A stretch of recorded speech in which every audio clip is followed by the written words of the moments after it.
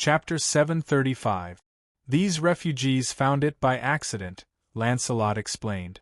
After all, Lancelot was a knight and not an expert in water conservancy. Naturally, he could not find a water source in this secret base.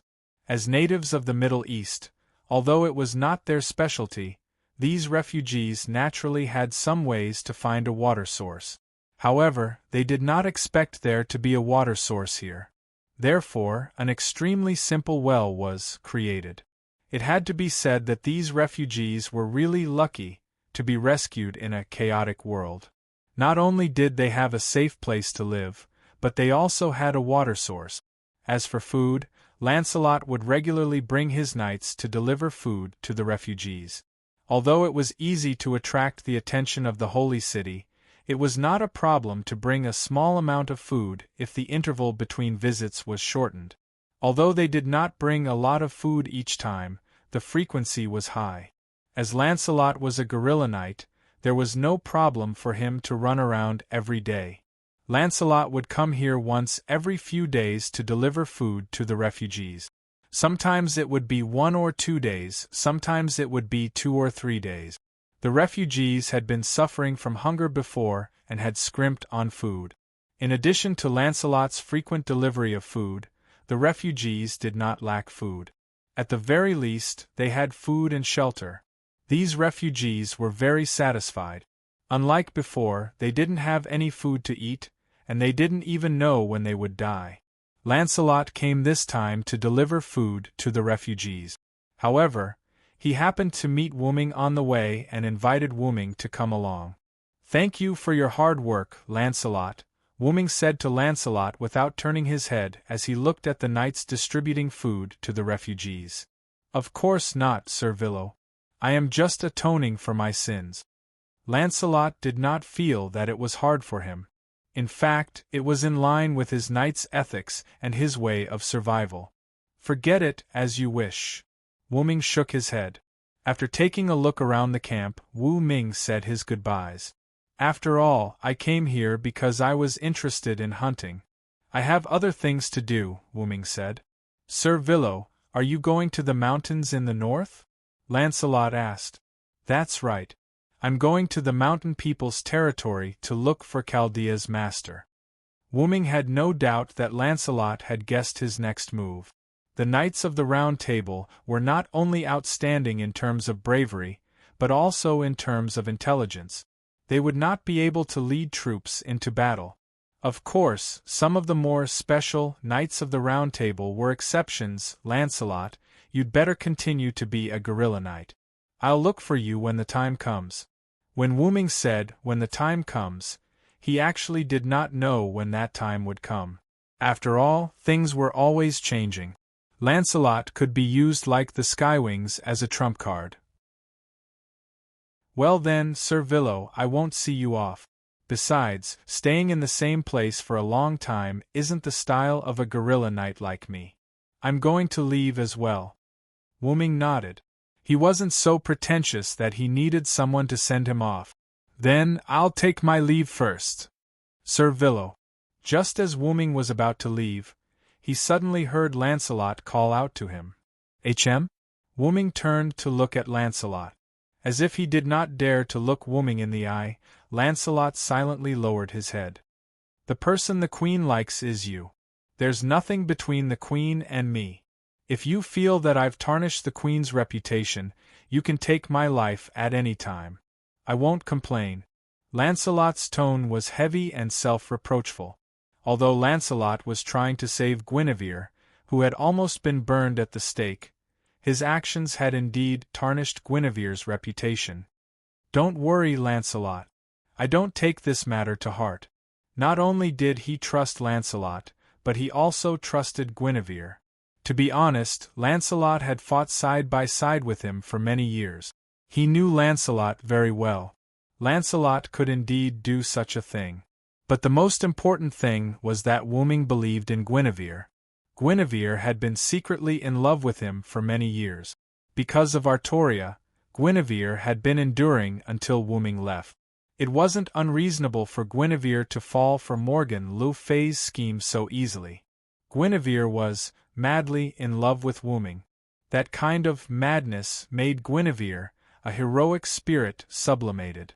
Although Guinevere looked weak when he met Wooming before, Guinevere appeared as a berserker. Although he couldn't cheat like ruler, Wooming could still distinguish the rank. This reminded Wooming of the berserker Kyoheim he met in the American Singularity. Fortunately, Guinevere's madness was different from Kyoheim's. The different madness allowed Guinevere to gain different abilities from Kyoheim. Guinevere couldn't lie to Wooming. Although Wooming didn't know this, Wooming could see from Guinevere's eyes that Guinevere didn't lie. That was enough. After all, trust was quite important. Of course, this didn't mean that Wooming didn't believe in Lancelot, but Guinevere was more trustworthy. Moreover, Lancelot, who didn't have much contact with Guinevere, didn't have a good impression of Guinevere. In a joking way, Defeated Dog Lancelot was a good title.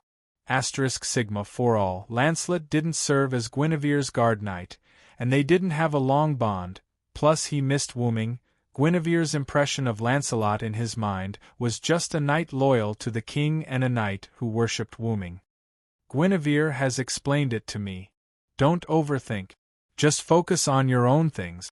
You should know that Galahad is a singularity. Let's not talk about others, but at the very least, don't disappoint Galahad. Yes, Vilo Sama, I will remember your words. Lancelot, who was touched by Wooming's trust and relationship, was moved by Wooming's knight's salute. Then, I'll leave first. After Wooming finished, he waved his hand, and a black-purple ripple appeared, engulfing Wooming's body, and then disappeared. Looking at the place where Wooming disappeared, Lancelot looked serious and said slowly, Vilo Sama, I will live up to your expectations. Chapter 736. Wooming left. After checking the surroundings, Lancelot also left with his troop.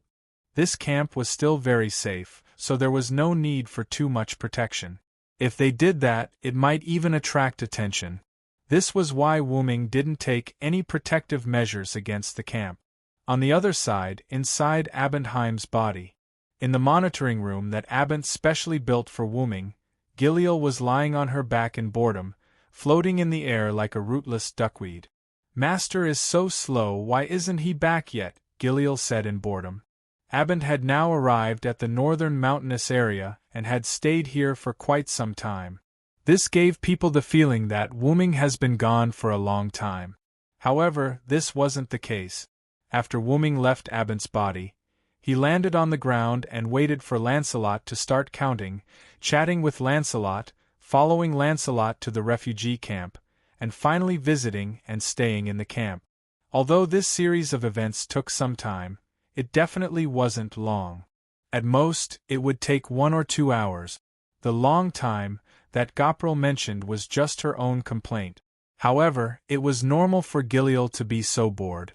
Even if it was only half an hour, it was a boring time that was difficult for Giliel to pass. However, this was the real Giliel, wasn't it? At this moment, a dark purple portal suddenly appeared beside the sofa, and a person wearing east wind clothing walked out of the ripples. This person was Wooming. Master, you're finally back. Giliel was like a bird returning to its nest. The wings on her back flapped as she flew toward Wooming. I'm back, Giliel. Wooming first smiled as he answered Giliel, then spoke again. After I left, you didn't mess around, did you, Giliel? Wooming still looked at Giliel with a smile, but this smile was so cold in Giliel's eyes. Iciness caused Jillian, who was flying in the air, to stop instantly. Then, Jillian obediently descended from the air. Ha, ha, ha, how could that be? I'm sure I didn't mess around, Master. You have to believe me. Seeing Wooming's clenched fists, Gopral hurriedly explained with a yawn. Wooming smiled as he walked up to Gopral and raised his hand. Jillian closed her eyes subconsciously. Then, she felt a palm stroking her head. Huh? Gopral opened her eyes and coincidentally saw Wooming retract his hand from Gopral's head. That's right, Wooming was actually stroking Jillian's head. Seeing that I'm in a good mood, I'll let you off today. After Wuming finished speaking, he turned around and sat on the sofa. Giliel, who had been left in a daze, came to her senses and touched her head uncomfortably. She was not used to Wuming being so gentle to her. After all, every time he Wuming, he would knock on her head. This sudden touch left Giliel at a loss. Ever since she became Wuming's dependent, Giliel had never considered whether Wuming trusted her as a subordinate or the question of her loyalty to Wuming. Firstly, she believed in the former master of the Skywings, Arthas, and also believed that Arthas was the new master they had found. Secondly, no matter who the master was, as a weapon, she just had to do her job well. Therefore, Giliel's attitude toward Wuming was very casual. Although Wuming often knocked on Giliel's head, that did not mean that Wuming hated her. It was just a casual, small punishment. Giliel naturally understood this, so she did not mind. However, habit was a scary thing. Having gotten used to being knocked on the head, she was not used to the sudden touch. In any case, I don't have to suffer. Giliel smiled. After all, Wuming was likely to be their master for life if nothing went wrong, so she just had to follow in his footsteps.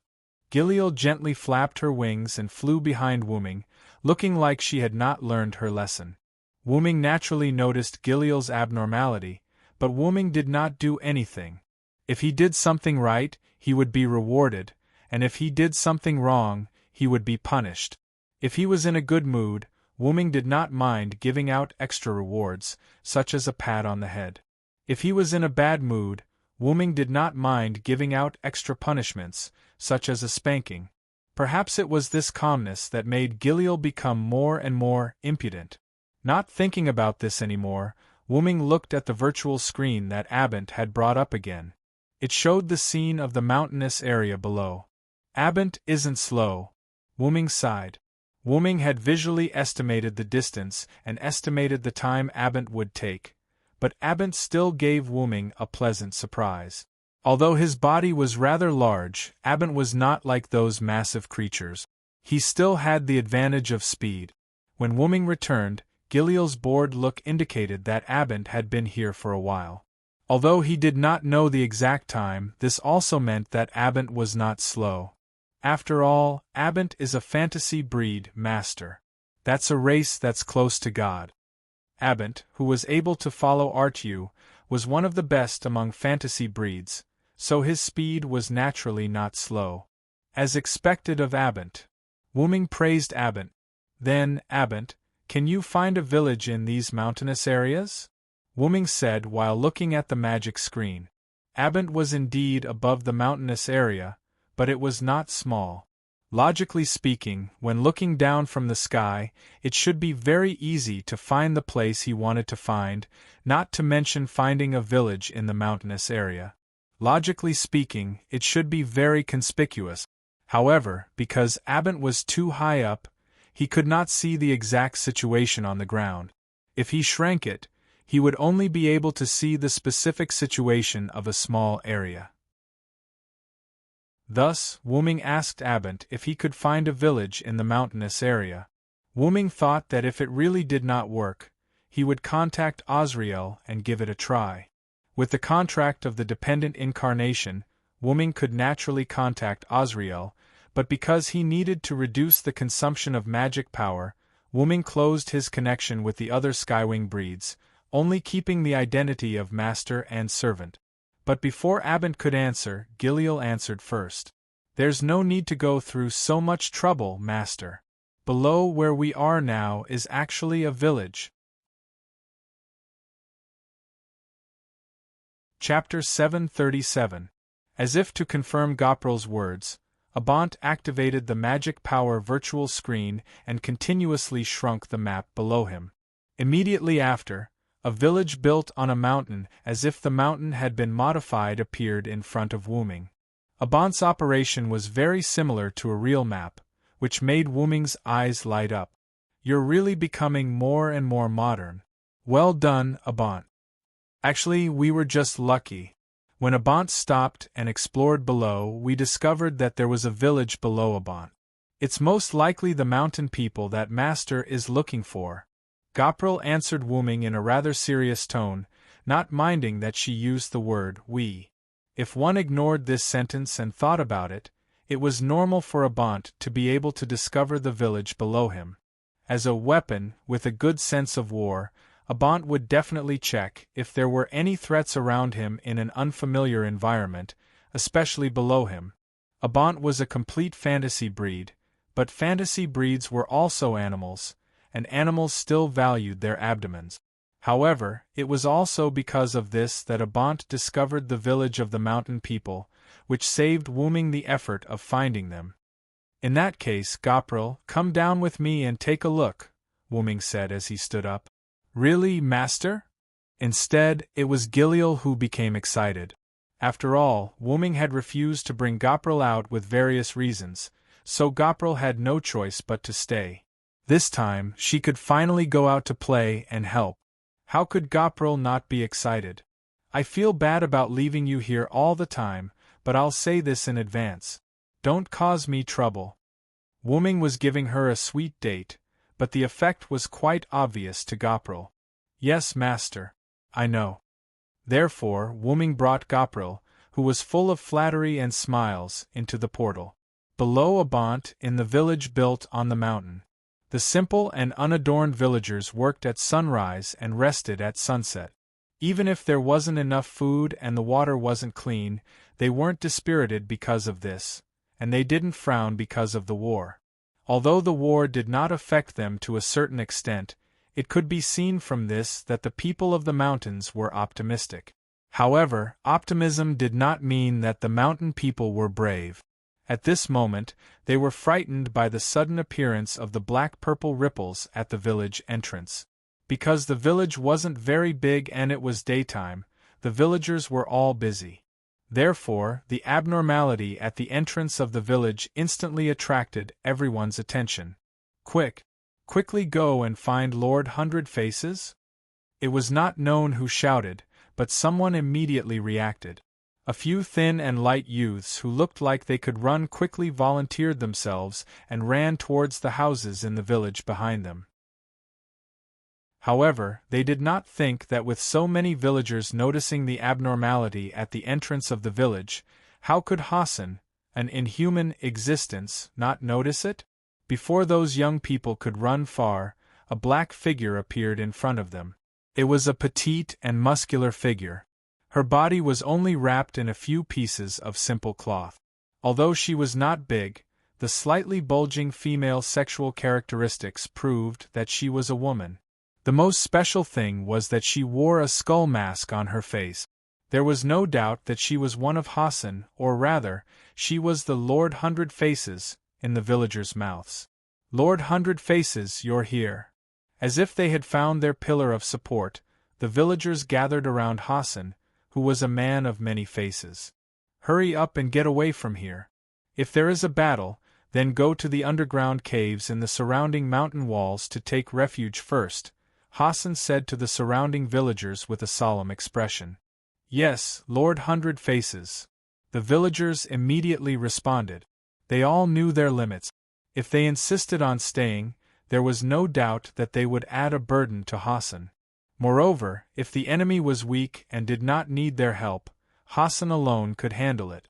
If the enemy was strong, they would naturally be useless as a burden. Immediately afterward, the villagers began to retreat to the village behind them. If they took a few steps back in advance, they could quickly leave if something happened. At this moment, the black-purple ripples suddenly changed.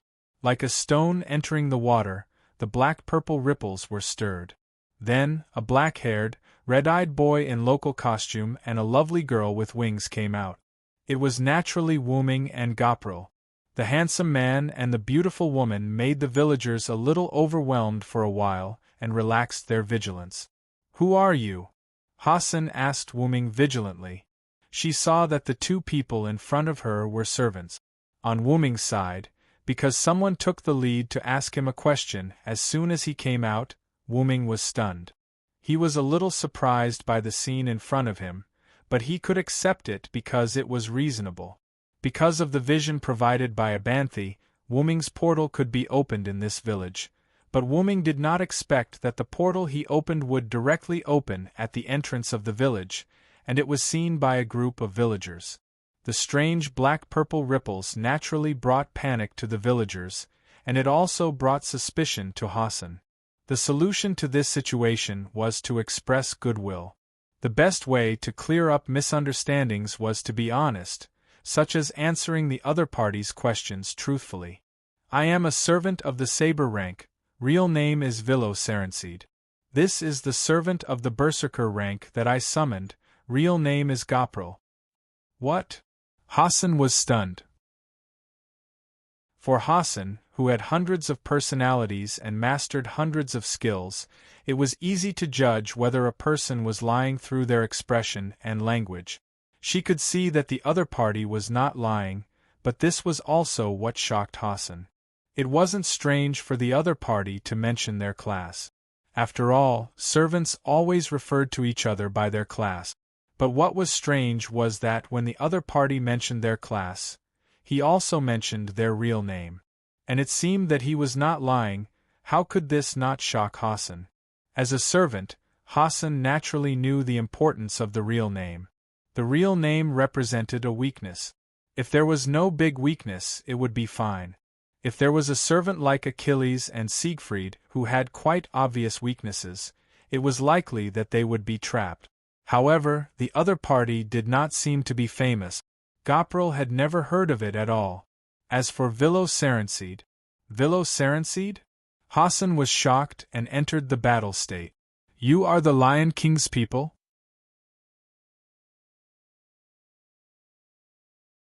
Chapter 738.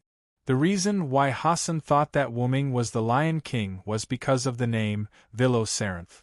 Because the enemy was the Lion King, and the name of the Lion King's knights was the same as the name of the Knights of the Round Table. As a Hassan who mastered hundreds of skills, the knowledge of historical stories also existed. As a result, Hassan naturally had information about various heroes. Coincidentally, the information about the Knights of the Round Table was also in her mind. After investigation, she naturally investigated the Lion King who occupied the Holy City and his knight. She found that the Lion King's knights might be the Knights of the Round Table. Why was she so sure? It was because they were servants. The Lion King and his knights who suddenly appeared defeated the Lionheart King after a fierce battle and occupied the Holy City. This was not the era of Huga Hassan. Huga Hassan also understood that she herself was a follower. Therefore, Huga Hassan guessed that the Lion King of the Holy City and his knights were also followers. After knowing that the Lion King's knights had the same name as the Knights of the Round Table, she doubted whether the Lion King was King Arthur. However, because the Lion King lived in seclusion, and the Holy City was extremely difficult to sneak in, Hassan had never seen the Lion King. However, Hassan had seen a few people like Gawain, Lancelot, Agul, Mordred, Tristan, and the like. Not only her, but her compatriots, Cursed Wrist Hassan and Drunk Smoke Hassan, had also seen those people. According to the books, those people were most likely the Knights of the Round Table. Vilo Serenth was also the name of the Knights of the Round Table. Together with the Knights of the Round Table in the Holy City, it was impossible for Hassan not to misunderstand. I'm Vilo Serenth, a Knight of the Round Table, but I'm not from the Holy City, Wuming explained helplessly. Wuming changed into the clothes of the Eastern Wind, because he was afraid that the mountain people would think that he was a Knight of the Round Table. This was realized. Wuming didn't have a problem with revealing his weakness if he revealed his name. The reason why Wuming told Wuming his real name was because he had no weaknesses, so he was not afraid of being targeted. Gopril was even more so because she was a guest from another world. In addition, Wuming didn't think that anyone would recognize him, so he reported his name without hesitation. But he didn't expect the servant in front of him to recognize the character that his name represented. I can only say that as expected of Hassan. Wuming sighed inwardly. As an assassin, her ability to gather information was naturally not weak. Wuming did not know much about the Middle East. In Wuming's opinion, there should not be any books about the Knights of the Round Table here, which was shrouded in war and apocalypse. However, Wuming did not think that Hassan might have known about the Knights of the Round Table for a long time. "You want to lie to me? Don't even think about it." Hassan didn't listen to Wuming. If her analysis was correct, the Lion King was King Arthur, and she had never seen a Knight of the Round Table who was independent of the Holy City's forces. "Damn Knight! Not only did you harm my compatriots, but you also want to kill all of us. I will never let you go." Hassan rushed to Wuming as if he was blinded by anger. In an instant, silhouettes of different sizes and genders appeared beside Hassan. "Clones of the spiritual base? You are Hassan of the Round Table." Wuming saw the identity of Hassan of the Round Table at a glance. The assassin class card made by Julian contained the power of almost all Hassans except the first Hassan. As someone who had studied the assassin class card, Wuming naturally understood the ability of each Hassan. To be able to create a large number of clones that were not illusions, except for Hassan of the Round Table, who was now known as the existence of multiple personalities, there should be no Hassan who could do it. "And you say you are not from the Holy City?" Hassan of the Round Table responded angrily. Those who were familiar with her were either her friends or her enemies. She naturally couldn't be friends with any Knights of the Round Table, so there was only one answer. "Enemy! Die!" Countless figures surrounded Wuming and Gopril, and then swarmed up as if they were going to fight to the death. Wuming saw that the other party did not listen to his explanation and shook his head helplessly. Could it be that because the other party had multiple personalities, he had some mental problems? Wuming remembered that Gadotsi also said that they had met Hassan of the Round Table when they were in the desert. When the other party saw the pattern on Matthew's shield, he thought that Matthew was from the Holy City and directly abandoned the kidnapped Niticles and ran away. Wuming decided not to explain to the mental patient and beat him first. "Gopril," Wuming said casually. "Yes," Gopril responded with a smile, and then, the magic power in her body was released. The magic power that was comparable to a low-level noble relic was released and instantly broke the clones of the Round Table that surrounded Wuming and Gopril. Although Gopril's magic power release broke many of the clones, there were still many clones around the village entrance. "Damn it! At least we have to buy time for the villagers." Hassan of the Round Table, as the main body, was hidden among the clones, looking at the villagers who had begun to retreat and gritted his teeth. Then, one of the clones left and ran toward the villagers. The clones would give the villagers the direction of escape. The enemy was a Holy City Knight, and it was no longer safe to hide in the underground shelter of the mountain. After she was defeated or killed, the other party would definitely be able to find that shelter. So, the Round Table let her clones guide the villagers to the Cursed Wrist in the east, while her main body stayed behind to resist the enemy. After Hassan of the Round Table guessed that the other party was a Holy City Knight, he was not prepared to leave alive. A clone was a clone after all. Disregarding everything else, the clone's strength was much weaker than the main body. Otherwise, the clones that besieged Wuming and Gopril in the beginning would not have been directly destroyed by Gopril's magic power release. In short, the main body could not leave. This was indeed strange for her as an assassin. After all, an assassin was not suitable for direct combat. If she could run, the Round Table would not hesitate. Just like when she met the Holy City Knight when she kidnapped the Sun King in the desert, she would have chosen to run because she had no compatriots to protect behind her. But she could not do that now. The village was behind her, and the villagers were ordinary people.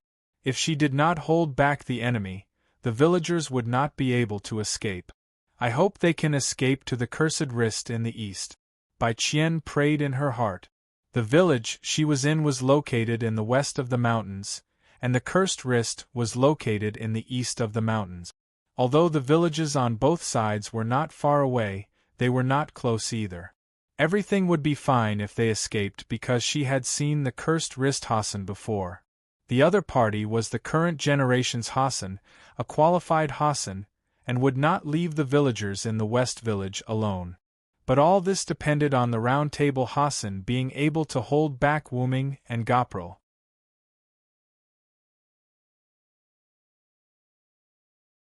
Chapter 739.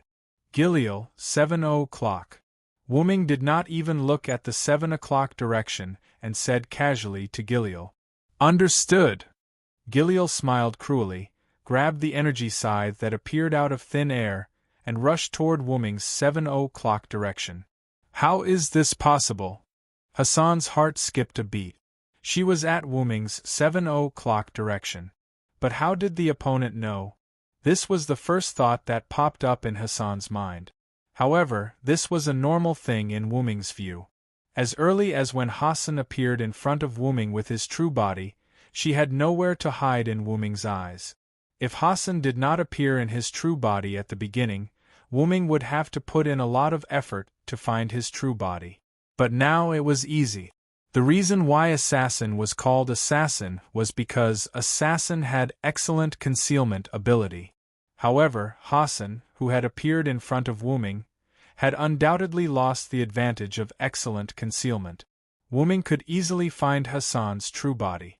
Finding 100 Faces Hassan's true body meant that 100 Faces Hassan was defeated. Because he could not resist Giliel's assault at all. Damn it! Hassan secretly cursed and commanded his doppelgangers to cover him. However, this was of no use. A berserker who did not lack magic power was not something an assassin who had lost the advantage of concealment could stop. Numbers might have a little effect in front of Giliel, but because Giliel had overused his clones, each clone had become quite weak. As mentioned earlier, Hassan's clones were weaker than his true body because the power of the clones came from his true body. When the true body split into clones, it meant that the true body was weakened. And the power that was weakened from the true body was divided into many parts, so naturally, it was not that strong. Therefore, in just an instant, the human wall formed by Hassan was violently broken through by Giliel. Wielding her magic scythe, Jillian slashed at her path in a disorderly manner. Due to Wuming's embodiment of authority, Gopral could use her mana without restraint. Every slash and slash contained a large amount of mana. Because Hassan's essence was multiple personalities, her clones were equivalent to people with different consciousnesses. Ah! Damn it! Die! Stop! Don't come any closer! Don't come over! The mana release transformed into a shockwave that the 100 Faces doppelgangers couldn't resist at all. There were too many of them, and their power wasn't weak at all. Like different people, they all made noises. Among them, there were definitely those who were timid and scared out of their wit. There were also those who weren't afraid of death and wanted to risk their lives to attack Jillian. There were all kinds of personalities. After all, wasn't there multiple personalities? But that was not important. What was important was that Hassan was about to be captured alive. Under such circumstances, there was only one way for Baijo Hassan to win, and that was to capture the leader first. Die! Hassan's voice came from behind Wuming, and Wuming could even feel a cold wind slashing at his neck. Baijo Hassan was indeed an assassin. Relying on the cover of his clones, Baijo Hassan successfully sneaked to Wuming's side and carried out the assassination. Giliel turned her head and looked at Baijo Hassan, who appeared from the shadow behind Wuming, and exclaimed, "Master?" After all, Giliel was not a heroic spirit. Giliel's current servant body was just a clone in Giliel's eyes. Giliel did not discover in time that Baijo Hassan had slipped away and sneaked to Wuming's side. However, this did not mean that Wuming did not discover it. Wuming had been a servant many times, and he had also been an assassin because Wuming knew about the assassin class. With Wuming's understanding of the assassin class, although Baijo Hassan's behavior was not showing off his slight skill in front of an expert, it was ineffective against Wuming. Clatter! the sound of chains rang behind Wu Ming, and Baijiu Hassan groaned. Ugh! Wu Ming unhurriedly turned his head and looked behind him. The purple-haired woman with the skull mask was pouncing forward, and there was a dagger in her forearm. The dagger was only a few centimeters away from Wu Ming's neck. However, Wu Ming did not panic at all, because at this moment, Baijiu Hassan's body was wrapped in silver-white chains that exuded a purple aura. That was the annihilation lock that merged with Wu Ming's authority incarnation. Baijiu Hassan's limbs and body were tightly entangled by the annihilation lock that appeared from the void. Because Wu Ming was wary of Assassin's body, Baijiu Hassan's palms and fingers were entangled. Otherwise, with Baijiu Hassan's skills, he could send the dagger into Wu Ming's throat at such a distance by moving his fingers. Wu Ming looked at Baijiu Hassan's skull mask and fell into silence. Not to mention, it was quite scary to look at such a close distance. However, it was also because of such a close distance that Wu Ming also discovered that Baijiu Hassan's mask seemed to be able to be taken off. Although he knew that Hassan's mask was inlaid on his face after shaving off his face, he always had to look at the real thing, right? King Arthur was a woman, so maybe Hassan did not have to dig out his face and then inlay a skull mask on it like in the record. You're a girl, so why are you wearing a skull mask? Wu Ming said as he put his hand on Baijiu Hassan's face. You! He easily took off Baijiu Hassan's mask, revealing Baijiu Hassan's indignant face. It was not a delicate face. Although it was a little tanned, she was still a girl. However, looking at Baijiu Hassan's limbs and the slightly bulging muscles on his body, Wu Ming chose to remain silent. You bastard! Baijiu Hassan naturally saw the meaning in Wu Ming's eyes and roared angrily. She was a woman, after all. Her skin was just a little tanned and a little more muscular. Did she have to look at people differently? Master, are you okay? At this moment, Gopral suddenly came to Wu Ming's side. Because Baijiu Hassan was captured, Annihilation Lock took effect, and all of Baijiu Hassan's clones had disappeared. The person who can kill your master hasn't been born yet. Wu Ming smiled and answered Gopral jokingly. However, Wu Ming was right. Even Wu Ming's biggest enemy now, Gidia, who had fused with part of the black mud, could not kill Wu Ming, at least for now. Wu Ming turned to look at Baijiu Hassan, ignoring Baijiu Hassan's angry expression and words. Wu Ming looked like he was going to negotiate. So, can we have a good talk, Baijiu Hassan? However, no negotiation would tie the other party up.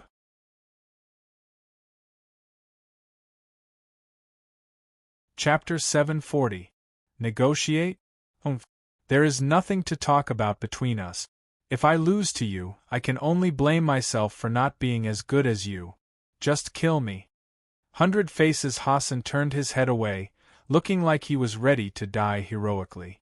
According to 100 Faces Hassan's understanding, after the people of the Holy City caught the enemy, if there was no torture value, then they would definitely kill them directly. Simply put, no captives were left. However, there were exceptions. The sentence, if there was no torture value, just now was the best explanation. If there was torture value, the Knights of the Holy City would capture the captured person. His current state reminded 100 Faces of one of Hassan's compatriots. The people of the Holy City needed Hassan's information, so they took him away after they caught him. The purpose was to torture him for information. How similar 100 Faces Hassan was to her compatriot now. 100 Faces Hassan looked at the chain that wrapped around him. This strange chain constantly nibbled away at the magic power on the surface of his body. Only by keeping the magic power in the body and not using it could he slow down the chains nibbling away at the magic power. However, this only slowed down the speed. What should be nibbled away was still being nibbled away. Although 100 Faces Hassan could commit suicide without using magic power, this chain seemed to be able to nibble away at 100 Faces Hassan's strength. What he said to Wu Ming just now had exhausted 100 Faces Hassan's strength. This made 100 Faces Hassan not even have the strength to commit suicide. Damn it, am I going to leave here? 100 Faces Hassan shouted in his heart, but his eyelids gradually closed. The power of the Annihilation Lock was not something that 100 Faces Hassan could resist. The Annihilation Lock controlled by Wu Ming was gradually nibbling away at all his power, causing 100 Faces Hassan to enter a coma. Generally speaking, entering a coma when extremely weak meant that one was half a step into death. Walala! Suddenly, 100 Faces Hassan felt the chain that tightly bound him leave him. And 100 Faces, who had lost most of his power, also collapsed to the ground because of the lack of the support of the chain. What do you mean? 100 Faces Hassan struggled to support himself and frowned at Wu Ming. Due to the removal of the Annihilation Lock, 100 Faces Hassan's power was no longer being devoured. Although he could not recover quickly, at least he would not fall into a coma. This is my sincerity, Wu Ming said in a seemingly sincere and serious manner. Actually, the reason why Wu Ming had released the 100 Faces Hassan was because he was not familiar with the Annihilation Law. Wu Ming underestimated the power of the Annihilation Law. He did not expect that the Annihilation Lock could almost annihilate a servant's power. Therefore, Wu Ming quickly let go of 100 Faces Hassan. This practice proved Wu Ming's sincerity. Releasing 100 Face Hassan was to prevent her from dying. It also showed that Wu Ming was not afraid that 100 Face Hassan would run away, because he was very sincere. However, in Hassan's eyes, this was a naked insult. Firstly, he had released him when he was about to lose consciousness. It was obvious that he didn't want the interrogator to fall unconscious and continue the interrogation. Secondly, the other party was saying that it didn't matter if he let her go, and even if she ran away, he would catch her again. These two were 100 Face Hassan's inner understanding, so she was even angrier. Don't you think you can get any information from me? Give up. At that moment, 100 Face Hassan was ready to commit suicide.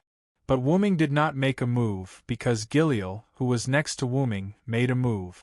Swish! A girl's white arm flashed quickly, and her arm cut through the atmosphere with a loud sound. Boom! Only a boom sound was heard. 100 Face Hassan's head was pressed to the ground by the soft arm, and smoke and dust were everywhere. The arm that attacked 100 Face Hassan was Giliel's. Don't be too greedy, you monkey. Giliel's eyes were red, and her pupils turned into a big sword symbol. Giliel's wings spread out, and the magic that had been transformed was emitted from Giliel's wings, floating into the sky like smoke. Feathers fell from the sky slightly. They were the feathers that were blown into the sky because Giliel attacked 100 Face Hassan too quickly. Giliel's left hand grabbed 100 Face Hassan's face and pressed it deeply into the ground, and traces of blood flowed into the ground. Giliel's other hand was holding a pinkish-purple magic scythe, eager to try. This gave people the feeling that she would cut off 100 Face Hassan's head in the next moment.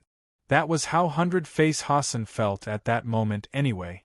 Not only that, 100 Face Hassan could see through the gaps between Giliel's fingers that Giliel's hand holding the scythe was trembling slightly. She's suppressing the urge to kill me? Hassan was shocked. He, who had hundreds of memories, could naturally see Jillian's current state. But she was not afraid of death. She was just afraid of Giliel's current state. She felt that the angel in front of her was a beast, and it was the kind that was angered. Death was not scary. What was scary was living a life worse than death. Although the other party did not do anything to him, the current Giliel gave 100 Face Hassan such a feeling. Calm down, Giliel. Wu Ming came behind Giliel and stroked Giliel's head. After all, Wu Ming was not a good person. Although he had a servant form and his faction was order, Wu Ming himself was not completely order. Compared to order, neutrality was more suitable for Wu Ming. Doing good deeds to good people and evil deeds to evil people, having compassion but not excessive compassion for others, having evil deeds but not indulging in evil deeds. Wu Ming was already very polite to 100 Face Hassan. He tried not to provoke a fight and defended himself. After the battle, He only wanted to capture Hundred Face alive. He did not attack the villagers and showed mercy everywhere. However, Hundred Face still did not appreciate it. Although Gilliel followed Wuming for a short time, she was a person with a high EQ. She figured out Wuming's character through details in a short time, so she was angry with Hundred Face Hassan. Hundred Face Hassan was too hostile to Wuming, or too hostile to the Knights of the Holy City, although the Knights of the Holy City had done a lot of evil things. To put it nicely, it was abhorrence of evil. To put it bluntly, it was self-righteous. Gilliel believed that Hundred Face Hassan was no longer worthy of Wuming's kindness. Hundred Face Hassan was already an insult to Wuming. As Wuming's loyal subordinate, Gilliel could not stand it, so she made a move. After being touched by Wuming for a while, Gilliel, who calmed down a little, let go of Hundred Face Hassan, and blood fell from Gilliel's fingers. It was Hundred Face Hassan's blood, not Gilliel's. You're just a strand of magic power. At most, you're just the soul of a special monkey. Monkeys can't see the kindness of my master. Although Gilliel had calmed down a little, her eyes were still red. It could be said that if Gilliel didn't see that Wuming didn't want to cause trouble, she would have used Sky Strike to blast Hundred Face Hassan to pieces. Hundred Face Hassan fell into silence. By now, she also saw that there was something else going on.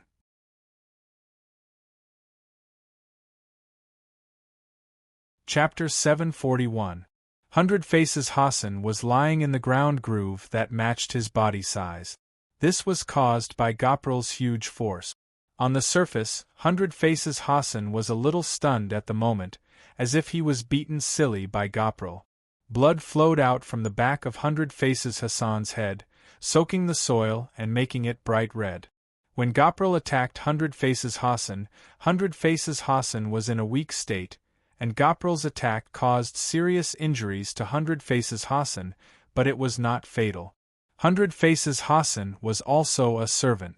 As long as the brain in charge of thinking and the core located in the heart were not destroyed, Hundred Faces Hassan would not die, or he could still be saved, so Hundred Faces Hassan struggled and sat up slowly.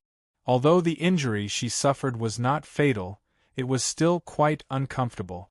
At the beginning, Hundred Faces Hassan felt that her ribs were basically all broken. Are you really not from the Holy City? Hundred Faces Hassan said in a weak voice. After experiencing the intimidation of the beast, Gopril, Hundred Faces Hassan, who was blinded by anger because of hatred for the Holy City Knight, also calmed down, or she got rid of the anger she deliberately fell into before. In fact, when Wuming defended himself, Hundred Faces Hassan also had a trace of doubt before, but compared to believing that Wuming, who was wearing the skin of the Holy City Knight, was a good person, Hundred Faces Hassan was more inclined to believe that Wuming was a bad person. The reason was simple, that was, Hundred Faces Hassan's responsibility to the villagers.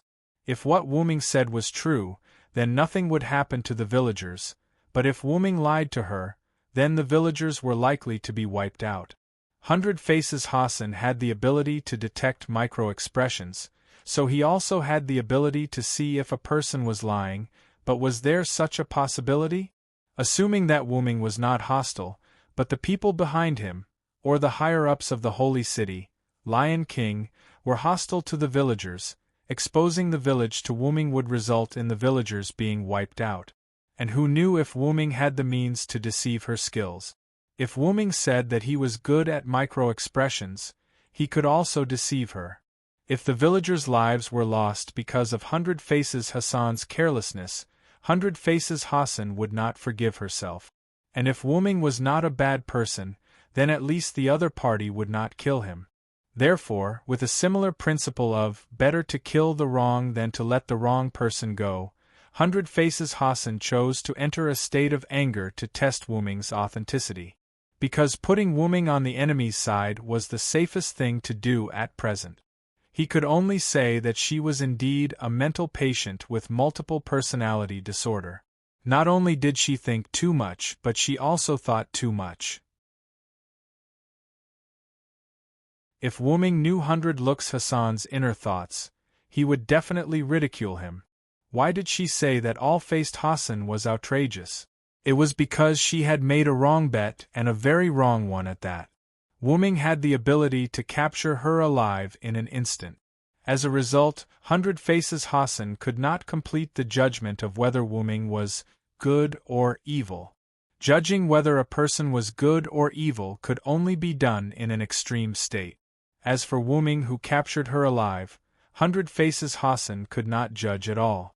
However, these were not in the way. The most important thing was still Gopral. Gopral was quite angry at Hundred Faces Hassan's rudeness. Gopral's sudden attack not only shocked Hundred Faces Hassan, but also almost made her leave the stage. As mentioned before, if it were not for Gopral holding back because of Wu Ming, Hundred Faces Hassan would have been killed by Gopral, sent back to the Martyr's Palace, and left the stage. Of course it's true. Gawain and the others chose to be loyal to our king, who has embarked on the wrong path, but I didn't. I maintained the virtues of a knight. In short, I'm a genuinely good person, Wu Ming answered Hundred Faces Hassan with a righteous face. Gopral looked at Wu Ming with a dumbfounded expression. Wu Ming's words made Gopral, who had calmed down a little after Wu Ming touched her heart, feel her heartbeat accelerate again. To put it simply, she was shocked. It was still the same sentence. Although it had only been a short time, Gopral thought she was quite familiar with her current master. Although her master was not considered a bad person, he could not be classified as a genuinely good person. However, as Wu Ming's subordinate, Gopral naturally would not tear down her master's stage in front of outsiders, so Gopral honestly chose to shut up and averted her gaze from Wu Ming. When Gopral shifted her gaze, Wu Ming looked at Gopral vaguely, his eyes full of satisfaction. Although Wu Ming did not guess Hundred Faces Hassan's thoughts, as Gopral said, Wu Ming was not a good person, nor was he a kind man. Wu Ming treated people with sincerity, but Hundred Faces Hassan treated Wu Ming like this. How could Wu Ming not teach Hundred Faces Hassan a lesson? It could be said that Gopral's sudden attack on Hundred Faces Hassan was the result of Wu Ming's indulgence. After all, how could Wu Ming, who had the willpower, not detect Gopral's location?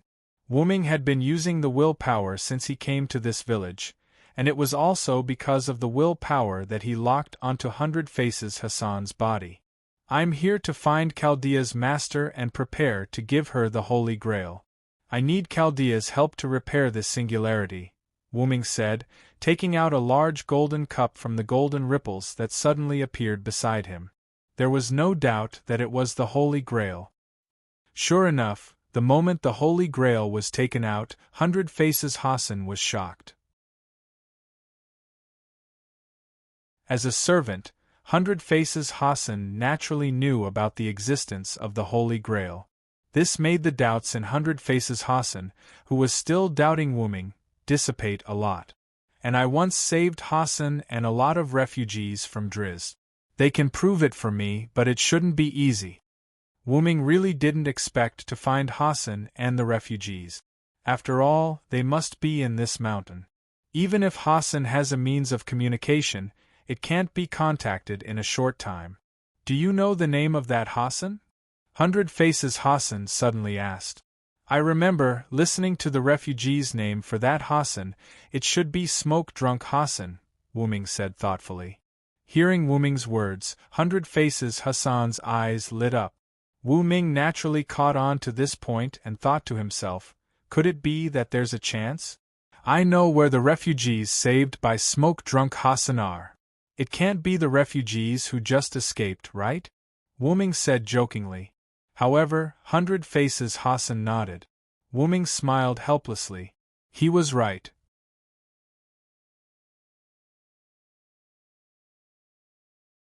Chapter 742. You're quite assured, Wu Ming said to Hundred Faces Hassan in a puzzled tone. Don't look at Wu Ming's unintelligent appearance. Wu Ming knew that he was not completely classified as a good person in Hundred Faces Hassan's heart. Why was Wu Ming so sure? It was because Wu Ming had information about Hundred Faces Hassan. Hundred Faces Hassan was a multiple personality disorder patient with at least dozens of personalities. Now, if you want to do something to them, I can't stop you. Hundred Faces Hassan responded to Wu Ming weakly. He also looked at the villagers who had just left the village and had not gone far. Similarly, Wu Ming also looked at the villagers. These villagers left from another entrance of the village. They did not go far at all. There were even a small number of villagers who had just left the village on the other side. After all, the battle between Hundred Faces Hassan, Wu Ming, and Gapril ended too quickly. Those villagers were not servants. Such a short time was not enough for them. My compatriots' lives are over there. Anyway, I can't stop you. If what you said is true, then prove it to me. Hundred Faces Hassan stared at Wu Ming's eyes and said in a serious tone. However, Hundred Faces Hassan's tone made Gapril angry again. You bastard! Gapril let out a murderous aura. All Faces Hassan's fearless attitude, or rather, the attitude of throwing caution to the wind, made Gapril quite unhappy. Humph! As expected of Berserker. You're really easy to get angry. Your master hasn't gotten angry yet. Hundred Faces Hassan looked at Gapril, unwilling to admit defeat. Anyway, the worst result was to be killed and return to the martyr's palace. If Wu Ming is really a good person, a few words of ridicule will definitely not let him kill me. This was Hundred Faces Hassan's current thought. All right, Jillian. Don't be angry. Maybe we'll be friends in a while, Wu Ming said as he pressed down on Jillian's shoulder. As soon as these words came out, Jillian's anger was instantly extinguished as if a bucket of cold water had been poured over her. According to his master's personality, if he were to prove his identity to the villagers, there was a possibility that he would become one of them. And if they became allies, then they couldn't casually attack their own people. Wouldn't he have to teach this guy a lesson? The way Gilil looked at Bayan Hassan became unfriendly once again. This sent a chill down Hassan's spine, and he swallowed his saliva. Then, Gapril turned to look at Wu Ming with a smile. Yes, master, you go ahead first, I'll take care of this monkey here. No. Just as Hundred Faces Hassan was about to retort, Gilil suddenly pressed her hand on Hundred Faces Hassan's mouth. Because Hundred Faces Hassan was injured and weak, even if he used both hands, he couldn't pry Gilil's hand away from his mouth. He could only whimper there. Are you sure you can take care of her? Looking at Gilil, who was still smiling at him with one hand covering Hundred Faces Hassan's mouth, Wu Ming didn't know whether to laugh or cry. Of course, after all, this monkey became like this mainly because of me. If there were people who were not familiar with Gilil, they might think that Gilil was a good person. However, Wu Ming was familiar with Gilil. He naturally knew that with Gilil's personality, she would never be so gentle to ask to take care of someone. Immediately afterward, Gilil continued. Master, don't forget that I have the authority you gave me. Although that is your authority, I seem to be able to use it too. Gilil was right. Vitality incarnation was stored in Gilil's body. It could not only be used as a passive ability, but it could also be used as an active skill. However, its power was not that sufficient. However, for the current injuries suffered by Hundred Faces Hassan, Gilil's current ability was enough. Well, okay, then I'll leave it to you. Immediately, Wu Ming nodded. Yes, please rest assured, I will definitely heal this monkey. Gilil tilted her head and replied with a smile. However, Hundred Faces Hassan's expression became even more desperate. At that moment, Wu Ming just smiled helplessly. Remember to be moderate. Then, Wu Ming left. Wu, Hundred Faces Hassan whimpered in despair and watched Wu Ming, who ignored her, leave. Then, she saw Gypsy's beautiful smile that made her heart beat faster. She saw the angel, demon, smiling at her. Almost a few minutes later, Wu Ming returned to the village with a group of villagers. When he came back, Wu Ming had changed into the silver armor, but he was not wearing a helmet. After Wu Ming caught up with the villagers, under the panicked and fearful eyes of the villagers, He directly used magic power to materialize his full armor without saying a word. Then, without needing Wu Ming to speak, people who knew Wu Ming naturally appeared among the villagers. And these people who knew Wu Ming were naturally the refugees that Wu Ming saved. In this way, after Wu Ming explained the problem quite simply, the villagers were relieved. Simply put, it was actually a big misunderstanding, which made the villagers feel awkward. After that, the villagers who were saved warmly thanked them one by one. This caught Wu Ming a little off guard. After a very short exchange of greetings, the villagers followed Wu Ming back to the village. After being appeased, the villagers returned to their houses. After that, Wu Ming came to the place where Hundred Faces Hassan and Giliel were. Huga Hassan had a look of being played to death, as he slumped on the ground, while Gopral had a look of joy. But looking at Hundred Faces Hassan, it seemed that the injuries he suffered before had basically healed. Fortunately, I didn't disappoint you, Master. Giliel walked to Wu Ming's side. Looking at Hassan, who was slumped on the ground with an expression of being toyed with, and then looking at Gopral, who was smiling more and more happily, even if Wu Ming did not see what happened between the two, he could more or less guess it. Anyway, it's not a good thing. However, after all, Hundred Faces Hassan had been cured, so Wu Ming was not going to get to the bottom of what happened in the few minutes he was not here. Wu Ming looked at Hundred Faces Hassan. You saw it too. I didn't do anything to the villagers. Some of them do know me. Hundred Faces Hassan did not speak as if he was still immersed in the broken state. But at least he was one of Hassan, the avatar of a heroic spirit in human history. Hundred Faces Hassan quickly adjusted his state of mind. But his eyes were filled with shame and humiliation when he looked at Giliel. I know it's my mistake this time. I apologize to you here. In the end, Hundred Faces Hassan apologized honestly. So, can you answer us if we have any information about Master Chaldea?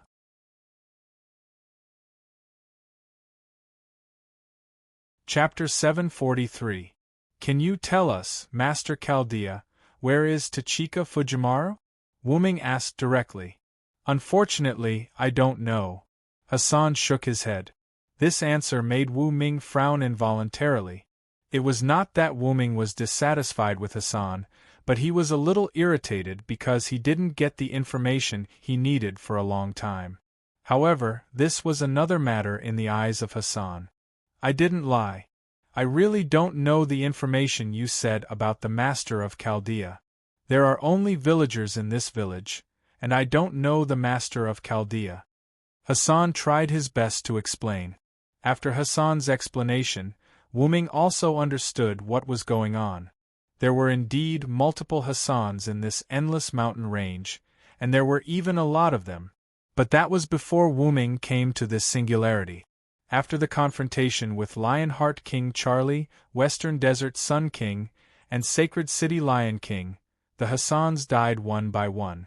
After all, Hassan's class was Assassin, the weakest of the 7 classes.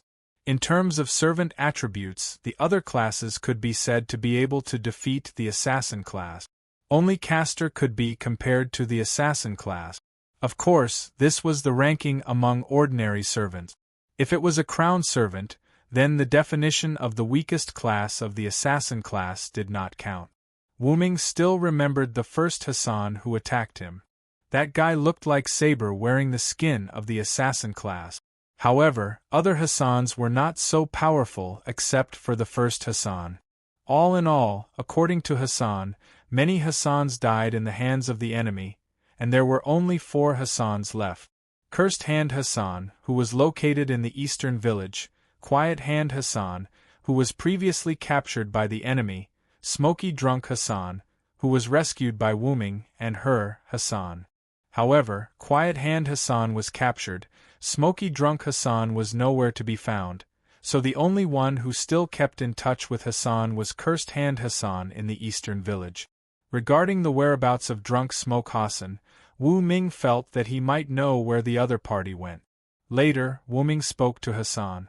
After being rescued by me, Is smoky drunk Hassan going to sneak into the sacred city? Hassan froze for a moment, then nodded. She does have such an idea, and she has already acted on it. For the problem of not being able to contact smoky drunk Hassan, in Hassan's view, it might be that smoky drunk Hassan had sneaked into the sacred city. However, Wu Ming's words made Hassan's zzz. Smoky drunk Hassan didn't sneak into the sacred city, she should have left. Left the arena? 100 Faces Hassan did not react in time. Then, Wu Ming told Hassan what he heard from the refugees waiting at the sacred city gate for Saint Uplift. What those people said about killing a leader of the mountain people. I think this leader should be referring to smoky drunk Hassan. After all, other than Hassan, there was no one else who could be the leader of the mountain people. Is that so? Smoky drunk has left. Hassan looked a little disappointed. After all, she was still a compatriot, and she was also a member of Hassan's family. She was closer to him than the other mountain people. But this is just my guess. After we find Chaldea's master, we will naturally know if it was smoky drunk Hassan who was killed at the sacred city gate. Wu Ming's words gave Hassan hope. That's true. Hassan nodded. Hassan had something to look forward to and a goal in his heart. In this way, it was beneficial to both Wu Ming and Hassan himself. This was conducive to finding Gudatsi as soon as possible. Villo. Sir, I can almost guess where the master of Chaldea you mentioned is. After all, it was the person who defeated him easily, so Hassan awkwardly added the honorific Sir. Just call me Villo. Wu Ming was uncomfortable with Hassan's awkward way of addressing him. Then, Wu Ming probed into Hassan's question of almost guessing where the master of Chaldea is. In fact, Wu Ming had guessed it too. The place you're talking about should be Cursed Wrists village in the east. Gudatsi and the others must be with a certain Hassan in this mountain. However, Hassan said that there were only 4 Hassans left, and Quiet Hassan was captured and his fate was unknown. Smoky Drunk Hassan was also suspected to have left, and his fate was also unknown. Hassan did not know Gudatsi's whereabouts, so there was only Cursed Wrist Hassan left. I don't know if my luck is good or bad. Wu Ming smiled helplessly. He was lucky to find Hassan's village in a random search. However, Gudatsi seemed to be in another village, and this village was the final answer found by elimination. This could be called bad luck. However, I finally have a goal. This was considered a blessing in disguise. Then, Wu Ming looked at Hassan. You should know where Cursed Wrist Hassan's village is.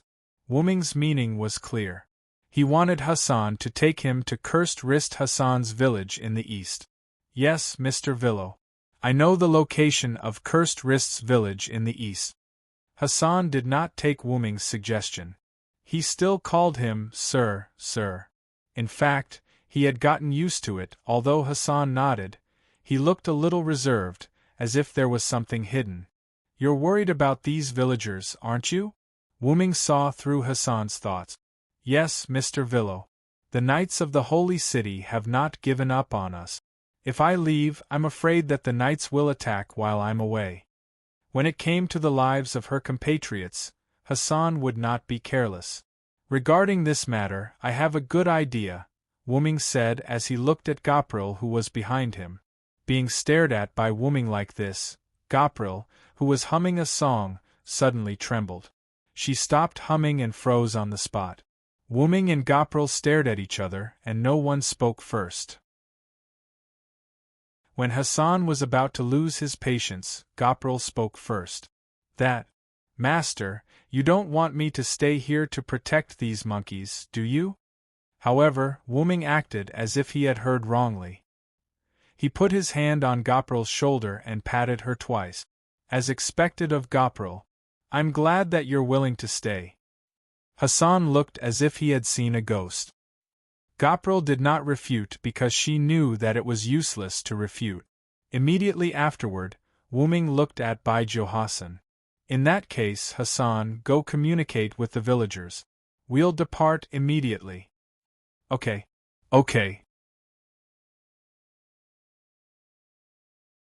Chapter 744. In the end, Gopral, who looked reluctant but could not say anything, stayed in the village where Hassan was, which was referred to as the West Village. To be safe, Wuming also left a bounty thousands of meters above the West Village. At such a height, Wuming believed that no one would discover a bounty. With a bounty protecting the West Village from above, Wuming believed that even if the Knights of the Round Table came, there would be no casualties. After that, Wuming and Hassan left the West Village and set foot on the road to the village where Cursed Wrist Hassan was, which was referred to as the East Village. Starting from the West Village, almost an hour later, in the mountains near the East Village, a black assassin and a white knight leaped here. These two were Hassan and Wuming, who set foot on the road to the East Village. Because Hassan and Silent Wonder's agility was not low, the two of them were traveling at a very fast speed. On a slightly flat ground, Hassan, who was leading the way, stopped there. Like a chain reaction, Wuming naturally stopped as well. Mr. Villo, after crossing this mountain, we will reach the East Village. Hassan pointed to a small hill in front and explained to Wuming. Wuming nodded. In fact, 100 Faces Hassan's guidance was quite useful. The distance between the West Village and the East Village was not far, but the road between them was not so easy to walk. The mountains were steep and the cliffs were steep.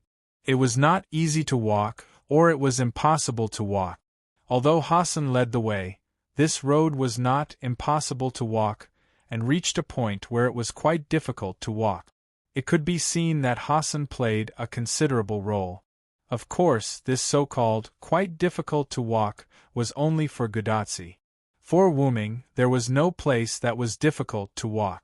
Because Wuming did not rely on his legs to walk, but he used telekinesis to fly. However, Hassan was still a great help. So, Wuming thanked Hassan. "Thank you for your hard work, Baijiu." However, Hassan shook his head as if he didn't care about Wuming's condolences. Immediately afterward, Hassan pleaded to Wuming. "I have a request. I hope Mr. Villo can agree to it, please." It turned out that it was not that he did not care about Wuming's condolences, but he used this as a bargaining chip to ask for a favor from Wuming. For such a negotiation, Wuming did not mind, but Wuming would not simply agree to something unknown. "First, tell me what you're here for. If it's part of my job, I definitely won't shirk from it." Hassan made his plea in a respectful tone. "I hope you can rescue Tranquil Hassan." Tranquil Hassan, one of the 4 existing Hassans, was captured by the Knights of the Holy City, and his fate was unknown. This is not a problem, but do you know where Tranquil Hassan is now? Also, can you be sure that Tranquil Hassan is still alive? Saving people was naturally not a problem, but Wuming did not know Tranquil Hassan's current location. More importantly, whether Tranquil Hassan had already left. If the safety of Tranquil Hassan could not be guaranteed, then all this plan would become a dream. "It's good that you can agree. Naturally, there is no problem with your 2 requests." There was a hint of joy on Hassan's face. Hassan did not care about Wuming's 2 questions. He only cared about whether Wuming would agree. "I know Tranquil Hassan's location. It is a fortress used by the Knights of the Holy City to suppress mortals, and I can guarantee Tranquil Hassan's safety 100%. She has never left." Wuming was naturally puzzled by Hyuga Hassan's confident tone. Without needing Wuming to ask, Hassan gave an explanation himself. In fact, the reason why the other Hassans left was not because they were killed, but because they chose to commit suicide. Then, these Hassans did not take away the Knights of the Round Table, and Tranquil Hassan was in a powerless state when she was captured, so she could not die with the enemy and could only be captured by the enemy. "So that's how it is," Wu Ming immediately understood. It was not easy to catch a follower. It would be unwise not to capture her and torture her for information. That was why Hassan said that Tranquil Hassan's safety was guaranteed. "So, will Tranquil Hassan try to commit suicide?" Wuming asked again. After all, the previous Hassans were trying to perish together with the enemy in the end. It seemed that they were not willing to fall into the hands of the enemy. So, will tranquil Hassan commit suicide in prison? Wu Ming would not doubt that Hassan did not have the means to commit suicide. The reason why the assassin was called an assassin was that he could kill others and himself. An assassin who couldn't even, "I'll kill myself," was a little unqualified. So, in order to prevent the enemy from extracting information and not to let himself suffer, Tranquil Hassan should take advantage of the gap to commit suicide in prison. However, Hassan shook his head and slapped Wu Ming's face. Unfortunately, because of Tranquil Hassan's physique, she can't commit suicide. Wu Ming didn't want to talk. Since it's a physique problem, there is no way, Wu Ming said. Let's go. After finding Tachika, I will rescue Tranquil Hassan as soon as possible. Yes. Thank you very much, Mr. Villo. Then, the two went over the mountain and came to the back of the mountain. A village that was the same as West Village appeared in front of Wu Ming. It was also a small village built by the mountain and located on a small flatland. People in Middle Eastern costumes were busy. Although they were poor, everyone's face was full of smiles. Like the villagers of West Village, the villagers of East Village did not give up because of the war, but worked hard to live for tomorrow. This unique spirit that belonged to humans was what Wu Ming liked the most. Are you Lord Hundred Faces? Suddenly, a voice came into Wu Ming's ears and pulled Wu Ming back to reality. A woman at the entrance of the village was standing there, looking at Wu Ming and Hassan, who were standing not far away from the village entrance. Yes, is Cursed Wrist in the village? Hassan asked gently. It seemed that when facing her compatriots, Hassan would become extraordinarily gentle. Yes, Lord Hundred Faces, Lord Cursed Wrist is in the village at the moment. Also, welcome, Lord Hundred Faces, the woman greeted respectfully. Wu Ming could see that this was not respect between superiors and subordinates, but respect for the person who worshipped. This is... At this time, the woman also noticed Wu Ming and asked in a panic. My name is Villo Saransword. I am a knight, but I am not your enemy, so please don't panic, madam. Wu Ming elegantly performed a knight's salute to the woman and eased the atmosphere. A knight belonging to our people. What a coincidence, there are also two in our village. Hearing Wu Ming's words, the woman's face regained a smile. Then, Wu Ming frowned because she said that there were two knights.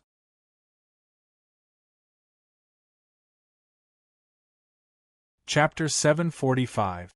According to the words of the woman in front of him, Wu Ming could judge that there was a knight-type servant in this village. If there was no accident, it should be Matthew. In this way, he could also confirm that Gudatsi and Da Vinci were here. However, the two knights' part did not make sense in any case. Among Chaldea's group, only Matthew was a knight-type servant. Whether it was Da Vinci who came this time or Pamilia who did not come this time, they were not knight-type servants. One of the knights was Matthew, so who was the other knight? Was it a mole from the enemy? Or was it a new servant summoned by Gudatsi? Or was it a lone servant? Wait a minute, there are knights in your village? Compared to Wu Ming's silent frown, Hassan was much more direct and directly expressed his doubts. Because of the continuous deaths of his compatriots, Hassan was full of malice toward the knights. Previously, when Huga Hassan faced Wu Ming, he was filled with disgust. If it weren't for the fact that he spent a little physical effort, Huga Hassan wouldn't talk to Wu Ming so amiably and walk together. Wu Ming proved that he was a good knight, but this was only for Wu Ming alone.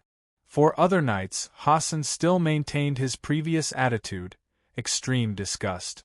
Yes, the two knights and Lady Cursed Wrist escorted the compatriots who fled from the holy city to the village, so Lady Cursed Wrist left them behind. The woman saw the displeasure on Huga Hassan's face and quickly explained, fearing that Huga Hassan would be angry. At the same time, Wu Ming put his hand on Hassan's shoulder and said to Hassan in a voice so small that the woman in front of him could not hear it. Don't be angry, Let's see the situation first. After all, Wuming should be more anxious. Unknown people mixed in with Gudatsi. How could Wuming not be anxious? However, no matter what, he had to remain calm. Anger would spoil things.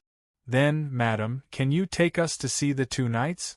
Maybe the two knights you mentioned are people I know. Wu Ming had a sincere smile on his face as he looked at the woman. Okay. The woman blushed slightly and nodded. Wu Ming was then looked down upon by Hassan. Wu Ming expressed that he was also very helpless. As a Round Table cowherd, a member of the Knights of the Round Table, Wu Ming's appearance was naturally online. It was not that Wu Ming deliberately flirted with her. Wu Ming was completely unjustly implicated, however. Hassan would not be so considerate of Wu Ming. He only knew that Wu Ming had just molested his compatriot. After the farce, the woman took Wu Ming and Hassan to a rather simple house. Although it was simple, compared with other houses, it was actually luxurious enough. It may be because this house was more luxurious than other houses, so it was arranged for Gudatsi and the others to live in. This is it, Sir Villo, Sir Hundred Faces, the woman said respectfully to Wu Ming and Hundred Faces. Well, you don't have to worry about us. Go do your work first, Hassan said. Although it was not a village, Hassan was also a local, so she clearly knew that the villagers had things to do during the day. In a chaotic world, it was impossible to have leisure time. Only sleeping time at night could be counted as rest time. The woman did have something to do. After saying goodbye to Wu Ming and Hassan, she left. Master Chaldea's servant is a knight? After the woman left, Hassan looked at Wu Ming. Wu Ming did not tell Hassan the specific situation, just told him that he hoped to find Chaldea's master. Hassan did not ask much about Chaldea's master that Wu Ming said. So now Hassan was slightly surprised to know that the person Wu Ming was looking for was a knight-type servant. Tachika's servant is a sub-servant possessed by Galahad, so it is not wrong to say that Matthew is a knight. Wu Ming explained to Hassan. One of the two knights should be Matthew, but I have no clue about the other one. Wu Ming frowned. In other words, is it an enemy? Hassan's body tensed up and looked at the house in front of him with hostility. It's not certain whether it is a knight of the holy city.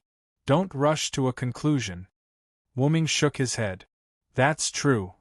Although Hassan said so, the vigilance of his body still did not weaken. As an assassin, he would not relax his vigilance because it's not certain, because it would kill him quickly. Let's go in and have a look, Wu Ming said and walked in. At this time, a voice suddenly came from behind the two. Senior Villo? Wu Ming was happy when he heard the voice. It was Matthew's voice. Sure enough, Gudatsi and Matthew came to this village. When Wu Ming was about to turn his head, Hassan, who turned his head ahead of Wu Ming, exclaimed, It's you! Turning his head, Wu Ming looked at Mashu, who was smiling awkwardly, and Hassan, who had an angry look on his face. However, there was one thing that he could still see, and that was that there seemed to be some misunderstanding between the Hundred Faces Hassan and Gudatsi. Right, the desert. Wu Ming suddenly remembered what Gudatsi told him about what happened in the desert. They met Hassan, the man in black who kidnapped Pharaoh Niticles, and they scared him away with Matthew's shield. Although the other party thought that Matthew was a holy city knight and retreated. But this was not the point. The point was that Hassan, the man in black who retreated, was Hassan. So, this grudge had already been formed. Well, I should have explained it to Hugo Hassan first. At this time, a sister-like voice came from the house behind Wu Ming and Hassan. Isn't this the Villo? You found us so quickly. Wu Ming looked back and saw Mona Lisa, wearing blue and red clothes and holding a mechanical staff, standing at the door. Da Vinci. Wu Ming was not surprised, but now the focus was not on Da Vinci, but on the angry Hassan. As if he couldn't feel the anxious atmosphere at the scene, Da Vinci smiled and corrected Wu Ming's name. It's Da Vinci. The serious atmosphere was broken in an instant, and Matthew was a little overwhelmed. Even Hassan looked at Da Vinci speechlessly. But Da Vinci's help was good, and Wu Ming seized the opportunity to hold Hassan's shoulder and said to Hassan, "Anyway, let's go into the house first."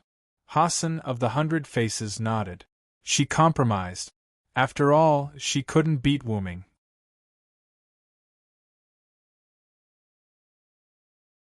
Chapter 746. Although the house looked quite simple from the outside, Wu Ming found an unusual scene when he came into the room. In a room similar to a living room, the windows that were developed and transformed captured the light, filling the living room with light. The walls were dyed white, and Wu Ming, who had a good sense of smell, realized that it was modern paint. The floor was not land, but some marble-like stone brick. There were neat and obvious gaps between the stone bricks, and there was no doubt that it was just laid.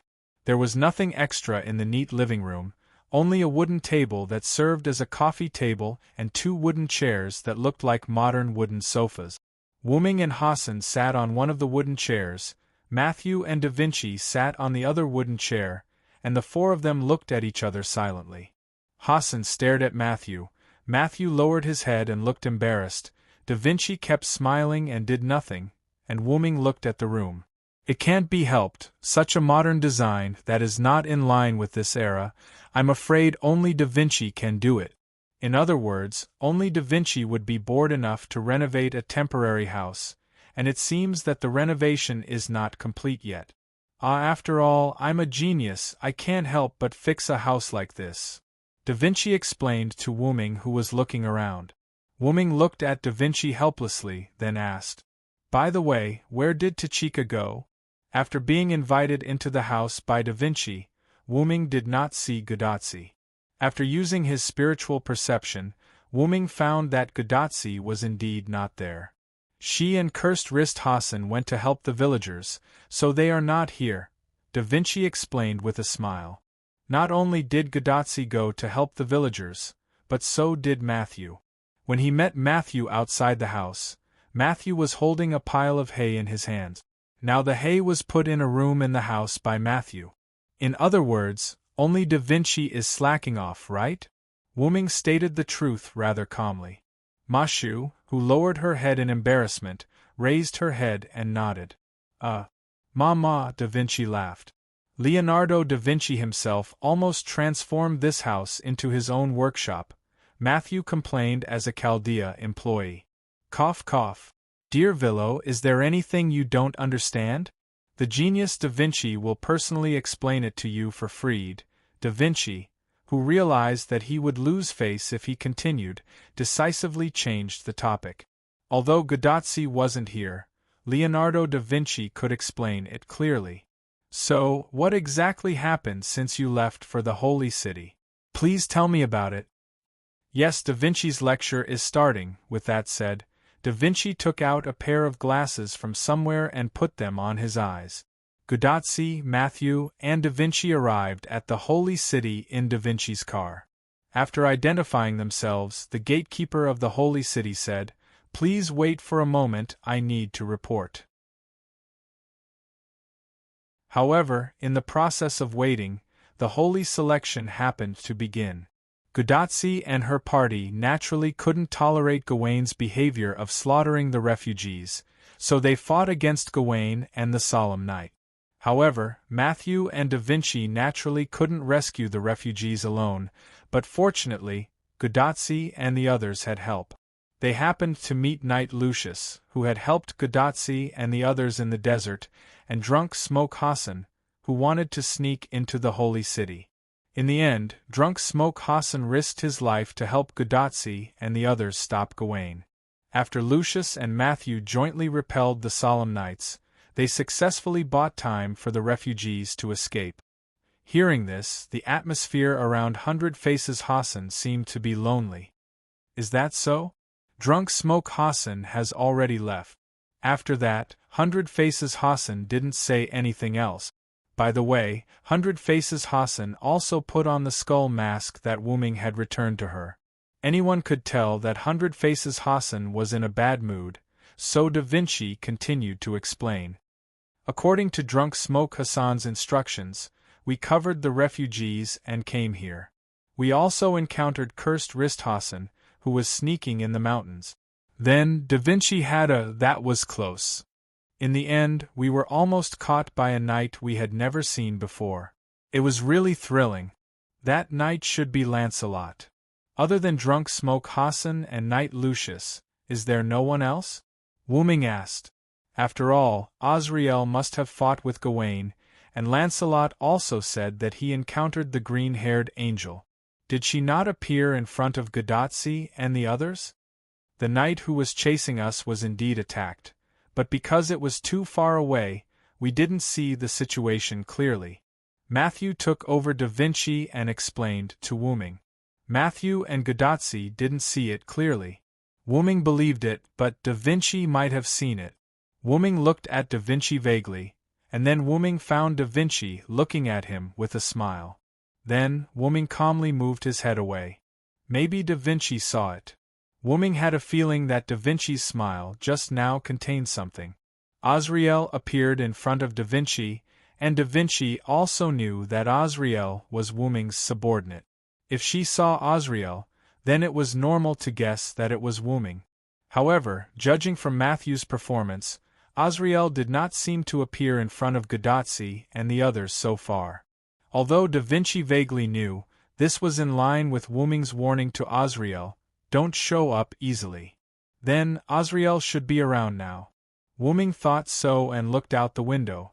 At this moment, a feather fell from the window. Wu Ming's eyes suddenly shrank. It was a feather of the skywing species. Sure enough, Azrael was nearby. Wu Ming vaguely glanced at Hassan and Matthew, but neither of them noticed it. Then Wu Ming vaguely looked at Da Vinci again and found that Da Vinci was looking at him with a smile. This guy definitely noticed. Wu Ming's expression did not change at all, but he was shocked. I'm a genius. Da Vinci cast such a meaningful look at Wu Ming. Then, Da Vinci did not care about Wu Ming and continued his speech. Among the casualties this time, only smoke-drunk Hassan was a follower. As for the ordinary people, there were more than a dozen refugees who were not saved by us at the beginning. Most of the refugees were saved. Although Lancelot almost caught up with them in the end, the overall situation was not that bad. Seeing that Da Vinci did not mean to expose Wu Ming simply did not care. At this point, the story of Chaldea's party was over, and the next thing was what happened now. It's been hard on you, Matthew, Wu Ming said to Matthew. Although Da Vinci didn't say it that hard, Wu Ming didn't think that Matthew and the others had it easy. Hey! No, in fact, I didn't have it hard, but Mr. Lucius had it harder. Miss Hassan even sacrificed her life because of this. Matthew said and stopped. Hassan, who seemed to have a good relationship with smoke-drunk Hassan, was still here. It was not good to talk too much. Looking at Hassan, who did not move, Matthew was relieved. By the way, why didn't I see Lucius? Wu Ming asked. It seemed that the second knight follower was Lucius. However, Wu Ming's sixth sense told him that the identity of Lucius was not simple.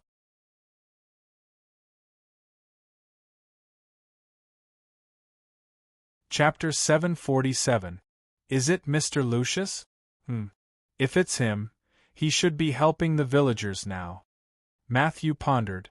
After all, Mashu was separated from her beloved senior, and it was unlikely that she would know the location of Lucius.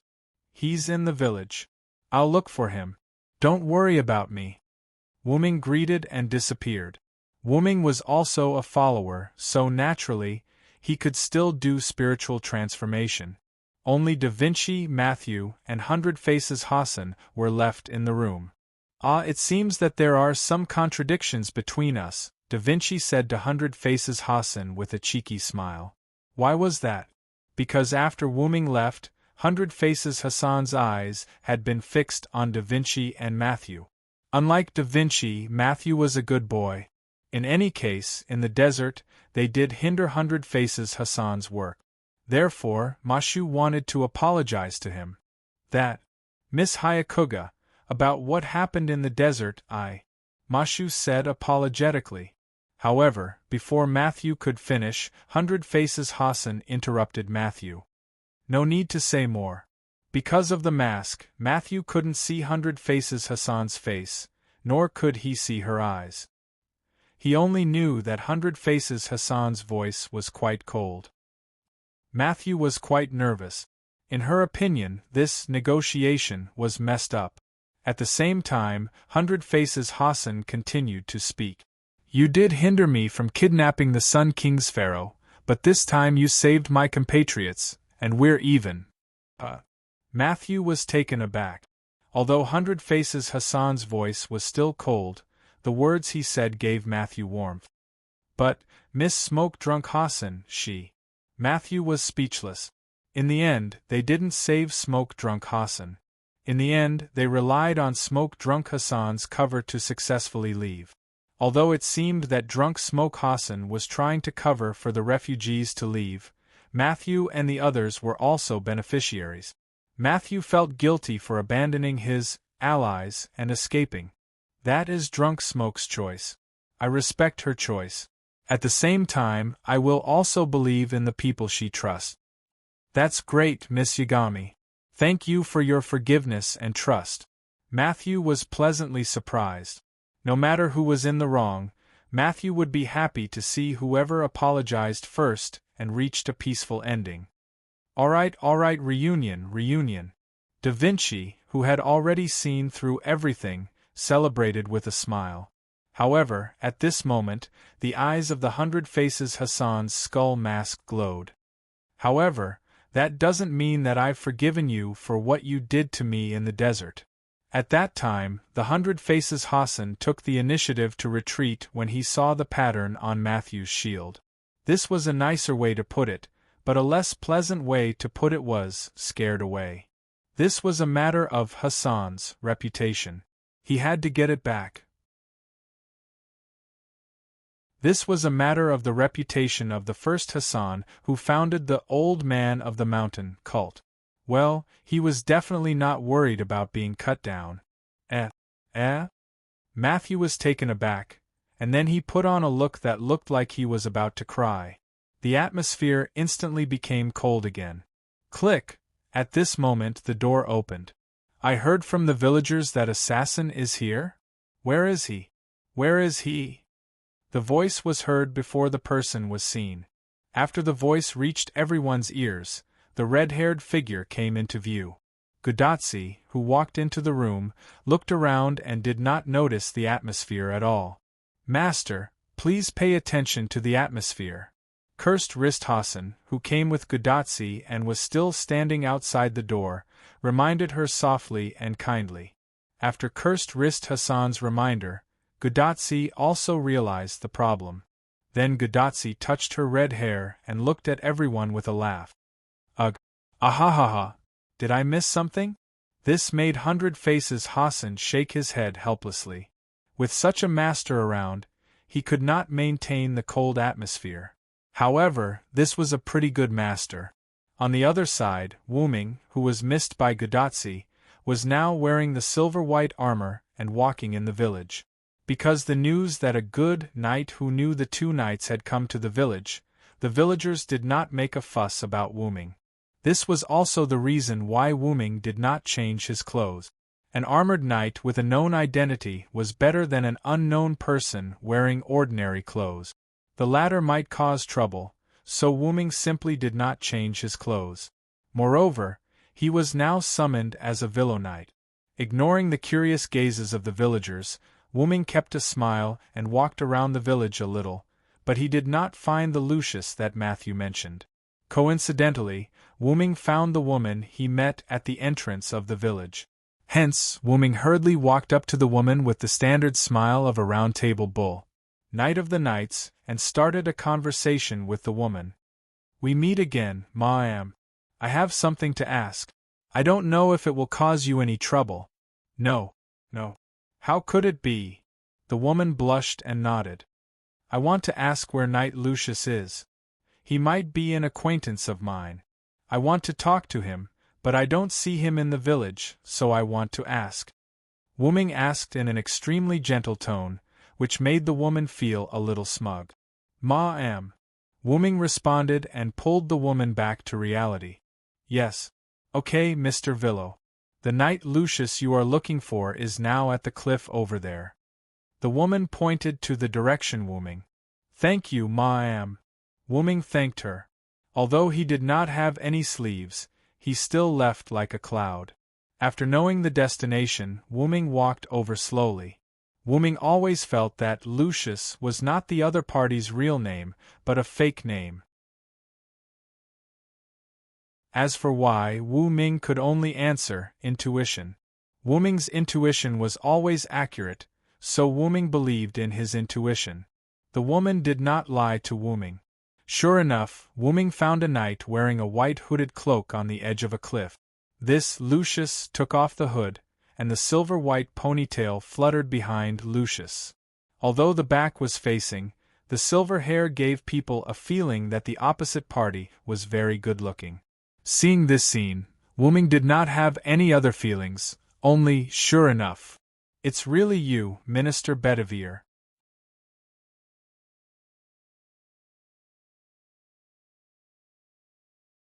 Chapter 748.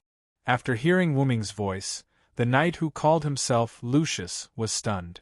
Then, he slowly turned his head. A delicate and pretty face that didn't look like a knight entered Silent Cry's eyes. Sir Villo, he said in an inexplicable tone with excitement. Looking at this familiar face, coupled with the way the other party addressed him, Wu-Ming was completely sure that the other party was the knight he was familiar with and also witnessed the end of King Arthur Bedivere. I didn't expect to see you here. Bedivere knelt on one knee and said to Wu-Ming.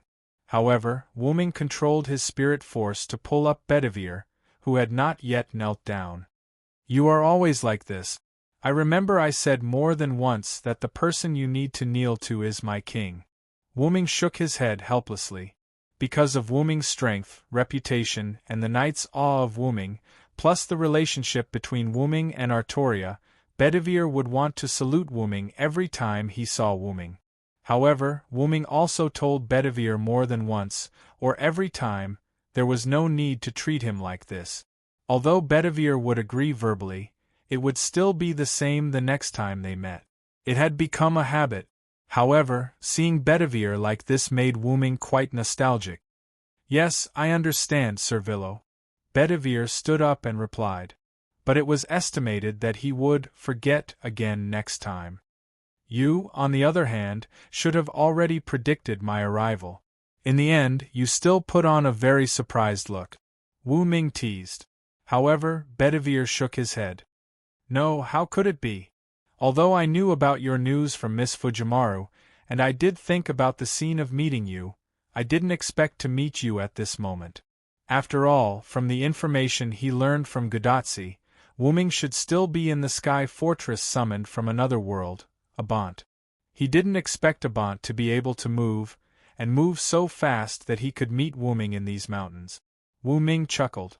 Then, with a casual point of his finger, 2 stone stools appeared on the spot. Sit down and talk. Wu-Ming sat on one of the stone benches and looked at Bedivere. Yes. Bedivere, like obeying the words of his boss, sat on the stone bench next to Wu-Ming. The two looked into the distance together. The beautiful sky made people forget to go back. However, this did not prevent Wu-Ming and Bedivere. How much do you know about my king? Wu-Ming asked without looking back. Bedivere was silent for a few seconds and then replied. Everything. After saying that, Bedivere lowered his head in guilt. Hearing Bedivere's inexplicable answer, Wu-Ming didn't have the slightest bit of confusion. On the contrary, he had already understood the whole story. The holy sword was not returned to the lake sprite, so King Arthur did not die. Without the holy sword, he picked up the holy spear, and finally became the king of the undead walking on the earth, the Lion King, and came to this singularity. In the story of King Arthur, it was Knight Bedivere who was responsible for returning the holy sword. In addition, Bedivere did not respond to the Lion King's summon, so the matter naturally happened to Bedivere. You came here because you want to return the holy sword to my king. Wu Ming thought of the information provided by Da Vinci. They met the help of Lucius, who wanted to sneak into the holy city at the gate of the holy city.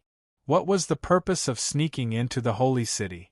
Naturally, it was impossible to assassinate the Lion King. Combined with Bedivere's identity, only returning the holy sword was in line with what he wanted to do. Yes, you are right, Sir Villo. I must return the holy sword to my king. This is my sin, my responsibility. Bedivere's expression looked somewhat guilty.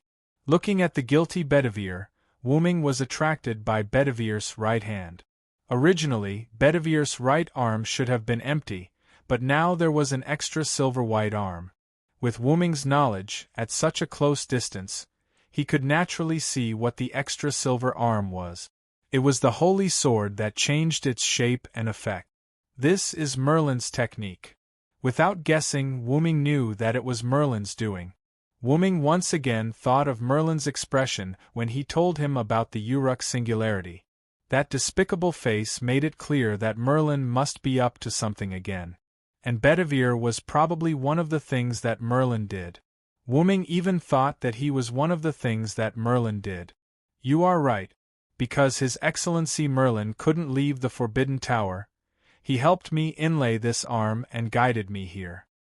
Bedivere held his right arm with a face full of responsibility. However, immediately after, Bedivere relaxed. However, since you are here, Sir Villo, I don't think I'm needed. I don't think so. Without waiting for Bedivere to finish, Wu Ming directly interrupted him. Wu Ming looked at Bedivere's somewhat surprised eyes and said, "Whether as my king's subject or as an atonement, you have the need to return the holy sword to my king in person." Bedivere lowered his head guiltily. "I chose the wrong path again. I'm sorry, Sir Villo." However, Wu Ming just smiled. "With me helping you from behind, it'll be fine as long as you have the courage to try." This was one of the reasons why the Knights of the Round Table admired Wu Ming. He could always help the knights when they were on the wrong path. Not only for the knights, but Wu Ming was also the same for Artoria. If it weren't for Wu Ming being weak at that time and being sent away by Morgan Le Fay, the Arthur dynasty would not have collapsed, but would have been pulled back by Wu Ming. "Yes, Sir Villo, thank you very much." Bedivere smiled. With Wu Ming, he seemed to have a backbone, as if he had 100% confidence in saving the king. The British Silver Dragon not only guarded the territory of Britain, but also the hearts of the people in the territory. "By the way, this is for you," Wu Ming said. Golden ripples appeared beside him, and a bottle of red potion was spat out from the ripples. "This is—" Bedivere caught the red potion spat out from the golden ripples with a puzzled look. He couldn't understand what it was. If it was Merlin, he should be able to understand it. Bedivere thought so. "A potion to restore vitality. Your body is full of holes. Although it can't cure the symptoms, at least it can make you feel better."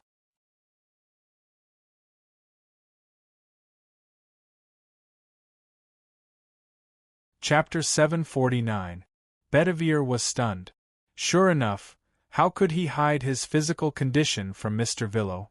"Mr. Villo, you can see it," Wu Ming nodded as a matter of course. "I can see it. Whether it's the truth that you are not a servant but a human, or the truth that the arm is constantly destroying your body, I can see it." Wu Ming sighed. "It's been hard for you for nearly 1,000 years, Bedivere." Although it was not clear what Bedivere had experienced in the past 1,000 years, Wu Ming knew that it must be a bad feeling. "I don't feel pain, Mr. Villo. This is what I should bear." Bedivere smiled at Wu Ming. The strength of the heart was more important than the strength of the body. Nearly 1,000 years had worn away Bedivere's body, but Bedivere's heart was not shaken at all. He had been looking for King Arthur, looking for the king of the undead who walked on the earth because of his mistake. His ultimate goal was to make up for his mistake.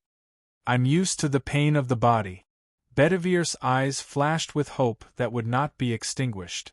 It was a strong hope to redeem Artoria. As long as there was a goal and did not give up, mortals could be compared to gods. Wooming smiled. This was the Bedivere he knew, this was the Bedivere he knew, this was the Knight of the Round Table. But it's still the same sentence, since I'm here, it's okay to relax a little. Yes, Mr. Villo, I will rely on you. Bedivere nodded, then opened the red potion given by Wooming and drank it. But then, Bedivere's eyes widened. This potion, Wooming looked at him doubtfully. Was there a problem with this potion? Impossible, right? It seems a bit sweet. Bedivere said thoughtfully. Wooming smiled helplessly. This guy, as always, made jokes that he didn't realize. Assassin! At this time, Gudatsi's voice came from a distance behind. Tachika is here. Wooming looked behind him. Gudatsi was running toward here. Then, Wooming stood up and looked at Bedivere beside him. Then, let's go, Knight Lucius. Since Bedivere intended to hide his identity, Wooming would not ask more, and he would not uncover Bedivere's true identity. After all, this kind of thing should be explained by the person himself. Wooming wouldn't cross the line, not to mention that Bedivere was one of his own. After Wu Ming finished speaking, he walked towards the direction where Gu Dazi came from. Lucius. Bedivere shook his head. This name was only given because of his relationship with the Silver Right Hand, so it didn't matter if his identity was exposed or not. At the gate of the Holy City, if Drunk Hassan hadn't risked his life to hold Gawain back, he would have been exposed at that time. But thanks to Drunk Hassan's cover, most of the refugees were successfully rescued by Matthew and Bedivere. In fact, if Bedivere was there, Drunk Hassan might not have died. His right hand restrained the Knights of the Round Table, who were endowed with the blessing of the Holy Grail, so Gawain couldn't do anything to him. But he couldn't take down Gawain either. However, in that case, the number of rescued refugees may be reduced. Drunk Hassan did not have the silver arm like Bedivere. Bedivere was more efficient in defeating the Solemn Knight. But even so, the result was still uncertain. Maybe none of them could escape at that time. And the past can't be changed, only made up. So Bedivere was not going to regret it, but he was going to take more care of these villagers. Standing up, Bedivere turned and walked back along Wooming's path. From a distance, he saw Gudatsi throw herself into Wooming's arms. Bedivere had never seen Gudatsi throw herself into anyone's arms, so he was a little surprised. Is the relationship between Sir Fujimaru and Villo so good? The atmosphere between the two looks like siblings. Bedivere's first thought was not a couple, but a brother and sister. If it weren't for the hair color, face shape, and timeline, Bedivere might really think that Wooming and Gudatsi were siblings. Shaking his head, Bedivere strolled over and stopped 5 meters away from the two. After all, he was not like Mordred. He was very good at reading the atmosphere. At this time, Gudatsi and Wooming also separated and talked. I'm sorry, assassin, we failed to live up to the task you entrusted to us. We couldn't enter the holy city and be your ambassador. Gudatsi lowered her head with some guilt. But you saved a lot of human beings. I'm very satisfied that you could make the choice you thought was right at that time. Wooming rubbed Gudatsi's little head and comforted her. That's right, I guess that assassin would say that. Gudatsi raised her head, and the gloomy look disappeared in an instant. Wu Ming laughed involuntarily and put on a "I was fooled by you" look. Well, it's not that Wooming deliberately pretended to be deceived. He's just spoiling Gudatsi. Senpai, in the distance, Matthew panted and shouted as he ran over. Ah, Matthew! Gudatsi waved to Matthew. Not only that, but Matthew was followed by Cursed Wrist Hassan, Hyuga Hassan, and Da Vinci. Cursed Wrist Hassan, 100 Faces Hassan, and Mashu ran over, but Da Vinci walked over at a leisurely pace. Senpai Villo, Mr. Lucius, hello. Matthew, who arrived in front of Gudatsi first, greeted Wooming and Lucius. Eh? Is Mr. Lucius here? I didn't see him just now. Godotsi scratched the back of her head embarrassedly. Don't worry about me, Mr. Fujimaru. However, Bedivere shook his head. He didn't care if he was noticed or not. But you, senpai, you ran too fast. Matthew looked depressed. After learning from Da Vinci that Wu Ming went to find Lucius, Godotsi ran out quickly. Although she and Cursed Wrist Hassan quickly followed, they were still left behind by Godotsi. Godotsi, who looked around, finally learned about Wu Ming's whereabouts from a woman with a rather rosy face. Hyuga Hassan, who joined the search for Godotsi, saw Godotsi. After informing Cursed Wrist Hassan and Matthew, they all followed her. As for Da Vinci, he was just watching. Seeing so many people, Wu Ming simply stopped chatting with Godotsi. Everyone, I have something to say. Wu Ming spoke. He was ready to explain what was going to happen next. Looking around at everyone, Wu Ming continued. I already have a preliminary plan.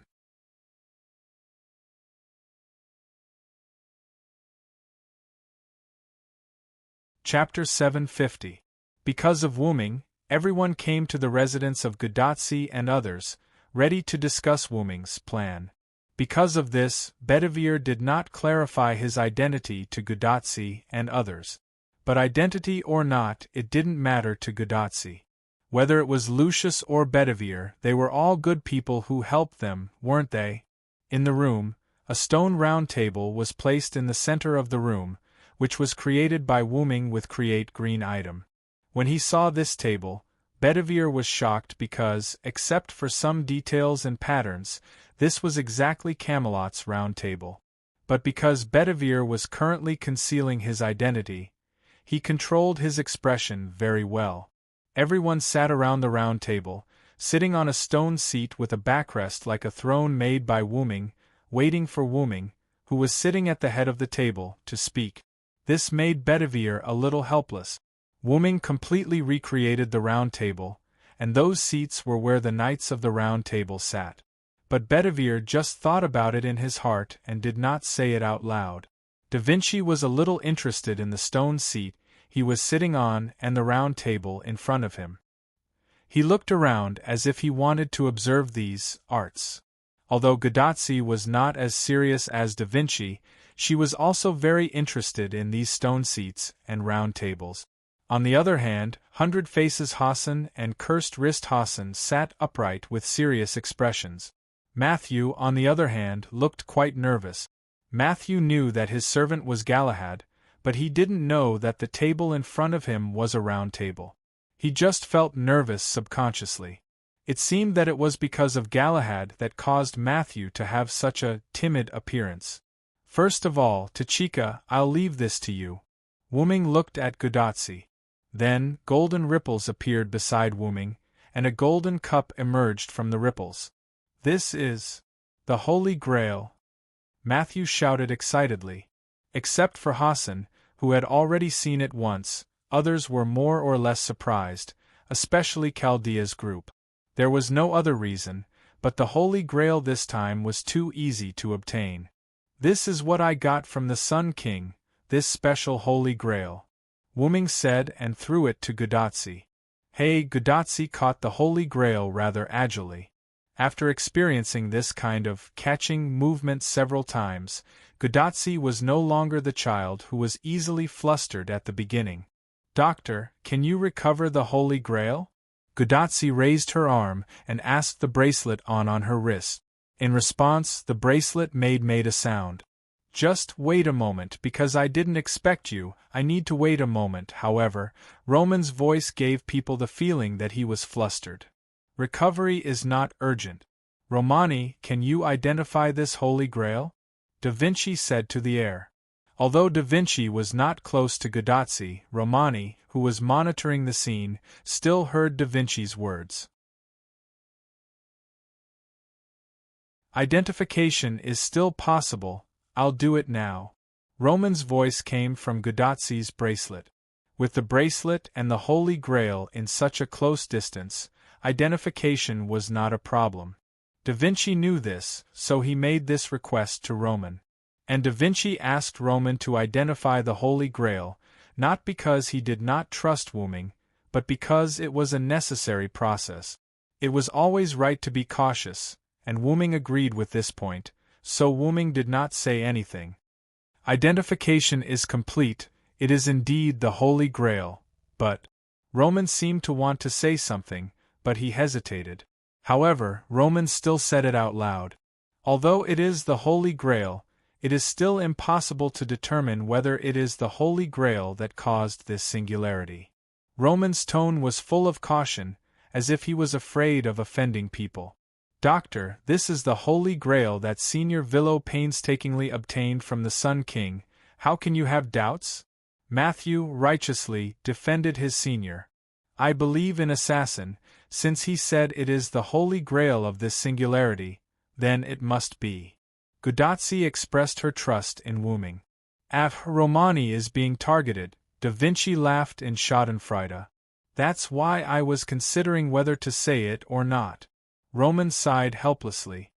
However, it is not unreasonable to be cautious. Roman having such a guess makes me happy. Seeing Roman so embarrassed and helpless, Wuming could not help but help him find a way out. Wuming changed his tone and continued to speak. However, whether this Holy Grail is the Holy Grail that caused this singularity or not, it has no impact on our next plan. Oh, did you find something unusual? Da Vinci looked at Wuming curiously. Wuming nodded, as if it was a matter of course. The safety of this singularity is now in the hands of the Lion King. She has the power to destroy this singularity, and also the power to destroy this singularity. Because Artoria hid something from Wuming, Wuming guessed that what Artoria hid was the most important thing. Maybe it was related to the safety of this singularity. Indeed, in this way, whether this Holy Grail is the Holy Grail that caused this singularity or not is meaningless. Roman understood what Wuming meant. If this singularity was affected by the Lion King, then even if the Holy Grail was recovered, it would not be able to completely save this singularity. Others also understood this truth. Then what we need to do now is to defeat the Lion King. Bedivere asked. After all, if it was Artoria that caused this singularity, then it must be Bedivere's doing. Therefore, to defeat the king and bring the king back to the right path, he had to do his part. Although things are not completely clear yet, it is certain that we are currently hostile to the Lion King. Wuming did not answer Bedivere's question. In short, let's gather our forces first. Wuming's words made everyone realize.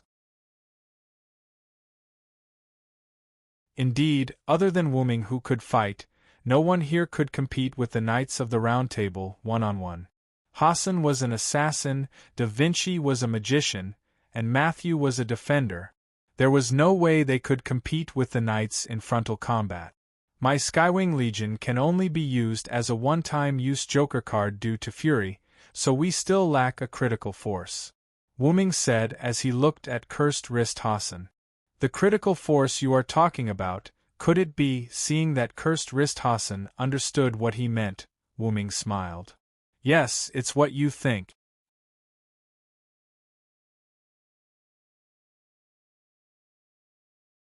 Chapter 751. Excuse me. What exactly are Senior Villo and Mr. Cursing Wrist talking about? Matthew, being a curious child, asked. And the person who answered Matthew was Hundred Faces Hassan. They should be talking about the first Hassan. However, Hundred Faces Hassan seemed to be in a bad mood at the moment, and his words were a little harsh. Yes, the key force I'm talking about is the original Hassan, the first Hassan who is known as the King of Hassan. Wuming nodded without delving into Hundred Faces Hassan's tone. Oh, isn't that King Hassan? It feels so cool. Guidazzi leaned forward and looked at Wuming with an excited look. Because the content of the previous discussion was not familiar to Hundred Faces Hassan and Cursing Wrist Hassan, the two of them did not interrupt before. But now that they were talking about things they were familiar with, Hundred Faces Hassan and Cursing Wrist Hassan began to explain to everyone. The first Hassan, that is the most mysterious Hassan. No one knows whether it is a man or a woman, and no one can catch its trace. Even the people who are targeted by the first Hassan may not be able to see it before they die. After cursing Rist Hassan finished speaking, everyone except Hundred Faces Hassan and Wuming had a surprised expression. Doesn't that mean that the first Hassan's assassination technique has reached the point of being amazing? Matthew explained his understanding. At this time, on Gudatzi's bracelet, Roman in Chaldea also made a sound. Matthew's understanding is indeed correct. I checked the information and found that there are very few descriptions of the first Hassan in the information. Other than the simple founder of the Elders of the Mountain and Hassan who killed Hassan, there are basically no other records. Huh? So mysterious? Matthew was stunned. This seemed to be a big shot. As a magician, Matthew clearly realized that the more mysterious something was, the more powerful it was. For such a mysterious first-generation Hassan, Mashu felt that the other party may be a super-powerful person. Although I agree with Mashu's words, I'm more concerned about the Hassan who killed Hassan. Da Vinci suddenly said. Why? Gudatzi was puzzled. We'll have to answer that question, said Cursed Wrist Hassan. Knowing that Chaldea came from the future, Hassan the All-Seeing and Cursed Wrist Hassan were not surprised that the other party knew about Hassan's secret. Following Cursed Wrist Hassan's words, Hundred Faces Hassan continued. The so-called first Hassan who kills Hassan is because the first Hassan will behead the other Hassans when they go astray. Going astray, Matthew murmured thoughtfully. Continuing Hassan's words, Cursed Wrist Hassan said again. Although that's what they say, in reality there are very few Hassans who have been beheaded by the first generation. After all, the Elders of the Mountain don't act for selfish reasons, so it's unlikely that we'll be beheaded by the first generation, Hassan the All-Seeing finally added. In other words, it was basically impossible to encounter them. Then how do we find the first Hassan? Gudatzi slumped on the table, looking powerless. After all, whether it was Roman's statement that the first Hassan was extremely mysterious, or Hassan the All-Seeing and Cursed Wrist Hassan's statement that it was almost impossible to meet them, it meant that the first Hassan was not easy to find. However, the corner of Wuming's mouth began to twitch slightly. The first Hassan came to him and slashed him. So, we need Cursed Wrist Hassan's help, Wuming said as he looked at Cursed Wrist Hassan. At the same time, everyone followed Wuming's gaze and looked at Cursed Wrist Hassan, which made Cursed Wrist Hassan feel a little restrained. Just when Hassan the All-Seeing was about to say something, Cursed Wrist Hassan spoke before Hassan the All-Seeing could. I do know how to find the first Hassan. Cursed Wrist Hassan nodded. Seeing that Cursed Wrist Hassan spoke, Hassan the All-Seeing did not say anything else. In other words, as long as it's Hassan, he will definitely know this, Cursed Wrist Hassan continued. So, Hassan the All-Seeing also knows how to find the first Hassan? Gudatzi said, drawing inferences from one case. Yes, I can also find the first Hassan.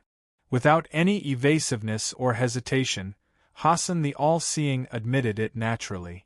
However, with Hassan the All-Seeing and Cursed Wrist Hassan's admission, the previous words of, the first Hassan is difficult to find, were a little bit of a slap in the face. As soon as they said that the first Hassan was difficult to find, Wuming revealed that Cursed Wrist Hassan could find the first Hassan, and Hassan the All-Seeing admitted that she could do it too. This made Gudatzi and Matthew speechless. Maybe there's something that's hard to say. Gudatzi and Matthew thought so in their hearts. Then, why did Senior Villo only point out Mr. Cursed Wrist Hassan and not Ms. Hassan the All-Seeing? Matthew raised his hand and asked. The reason is simple. Cursed Wrist Hassan is a local, Wuming replied concisely. Gudatzi and Matthew could not understand this answer at all. Could it be that Hassan the All-Seeing was not a local? The local, that Villo said, I'm afraid he doesn't refer to this area, but to this era, Da Vinci said. Da Vinci is right. because Cursed Wrist Hassan is a person of this era. Gudatsi and Matthew looked at each other, then looked at Cursed Wrist Hassan. Mr. Cursed Wrist Hassan, you should be a servant, right? Although Matthew was not very powerful, he could almost perceive the identity of Cursed Wrist Hassan. There was no doubt that he was a servant.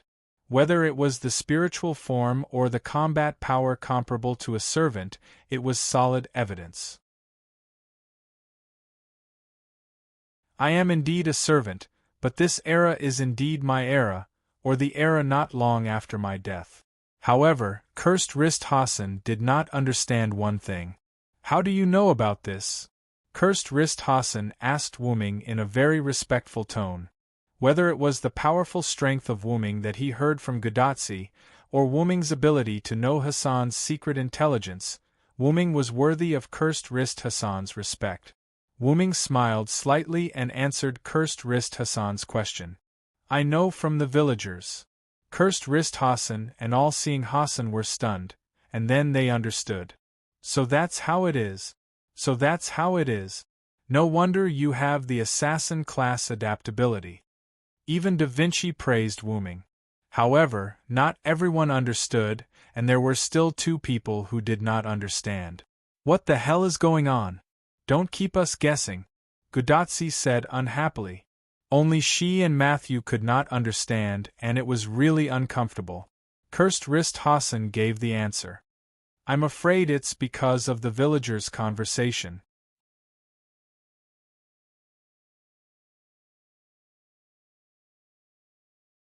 Chapter 752.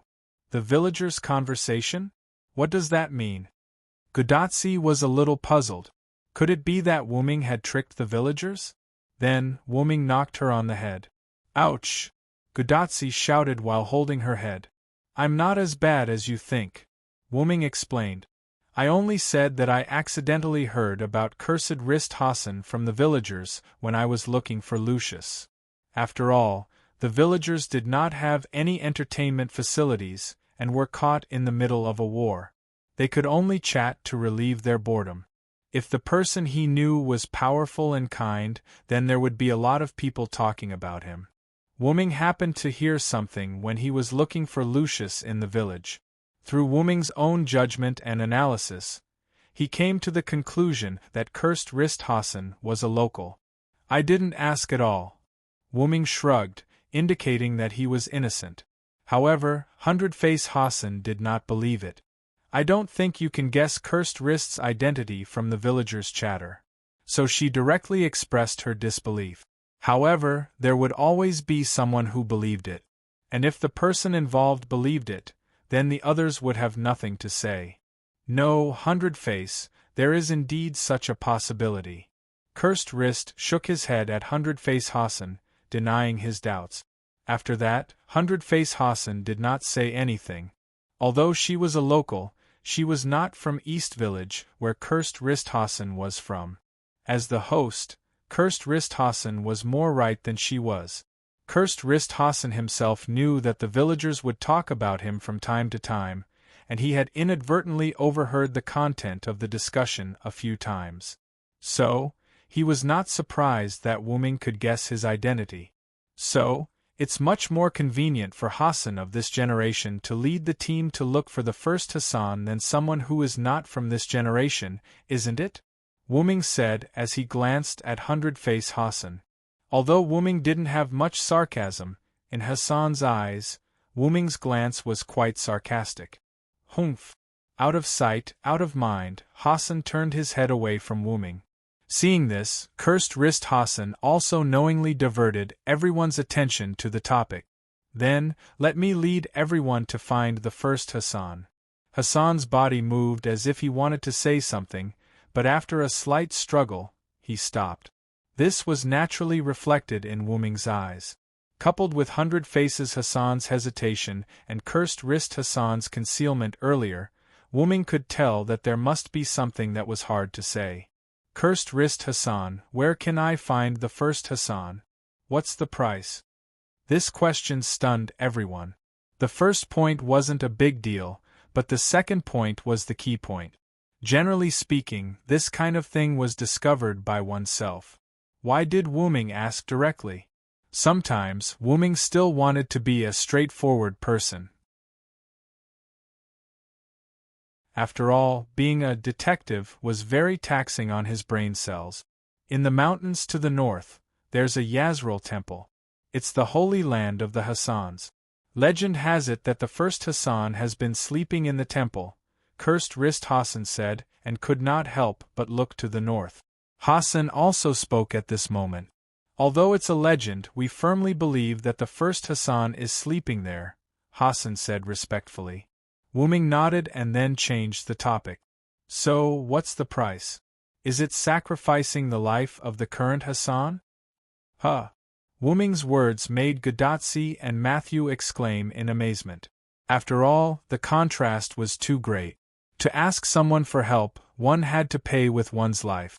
Even if it was not one's own life, but someone else's life, in the eyes of Gudatsi and Matthew, this was not allowed. Is this true, Cursed Wrist Hassan? Gudatsi shouted Cursed Wrist Hassan's name with a serious expression. Because the leader of the old men in the mountains was Hassan Sabah, he could not be addressed as Hassan Sabah. After all, there were other Hassans. Therefore, Cursed Wrist Hassan said that it was fine to call himself Cursed Wrist Hassan. That was why Gudatsi called him that. Please tell us the truth, Mr. Cursed Wrist Hassan. As a polite and cute little eggplant, Matthew added honorifics. In desperation, Cursed Wrist Hassan could only nod. It's indeed as His Excellency Villo said. To seek the help of the first Hassan, one has to pay with the life of a Hassan, and that Hassan is me, the current Hassan. Is that really the case? Gudatsi was stunned. Then, how did Senior Villo know? Matthew looked at Wu Ming in confusion. I'm afraid it's because the first Hassan is the Hassan who killed Hassan. Da Vinci, who had been silent for a long time, spoke up.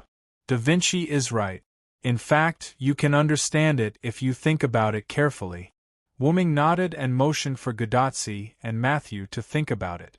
The first Hassan would kill Hassan who had gone astray. If seeking the help of the first Hassan was considered going astray, then one Hassan would be killed. But the question was whether seeking the help of the first Hassan was going astray. Generally speaking, this should not be considered going astray. Matthew and Gudatsi thought so. However, the truth was sometimes so unexpected. Seeking the help of the first Hassan, in our opinion, is actually going astray. 100 Faces Hassan regretfully stated the truth. If that's the case, if we seek the help of the first Hassan, wouldn't it be? Gudatsi said and looked at Cursed Wrist Hassan, who did not waver at all. Yes, we need to sacrifice Cursed Wrist Hassan. 100 Faces Hassan nodded. This was also the reason why she hesitated before. In 100 Faces Hassan's opinion, Wu Ming was already very powerful. It did not matter whether they sought the help of the first Hassan or not. However, Cursed Wrist Hassan had not seen Wu Ming's true ability, so when Wu Ming proposed to seek the help of the first Hassan, Cursed Wrist Hassan did not refuse. This is easy to handle. I have a way to solve this problem. Wu Ming smiled mysteriously. At this time, someone needed to make a statement. Gudatsi and Matthew looked at each other and nodded at the same time. We believe in the assassin, Senior Villo, the two said in unison. In that case, I'll believe in His Excellency Villo for once. Cursed Wrist Hassan chose to believe in Wu Ming, or rather, he chose to believe in the person that Chaldea's master trusted. I also want to see what the Villo has to do. Da Vinci naturally did not need to say much. In the end, only 100 Faces Hassan was left. Since Cursed Wrist Hassan has said so, what else can I do? 100 Faces Hassan nodded helplessly. Well, since the problem is solved, let's split up. Wu Ming nodded with satisfaction. Split up. 5 doubts filled everyone's mind.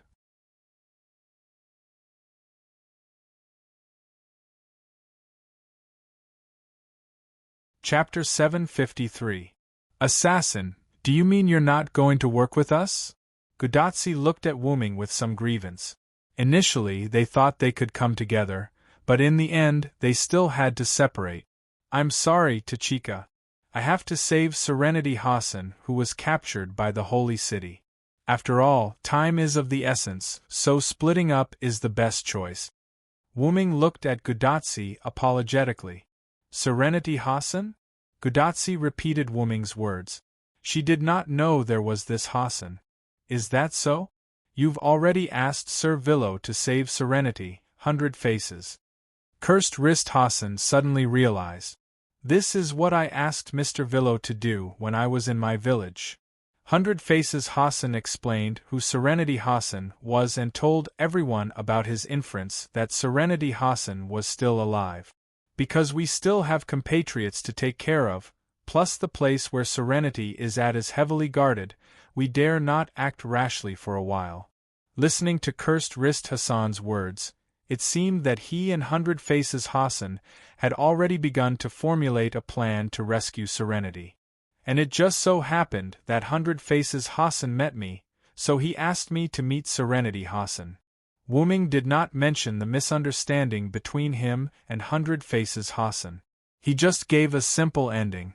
I see. Gudatsi wasn't an unreasonable girl, so he nodded his head in understanding.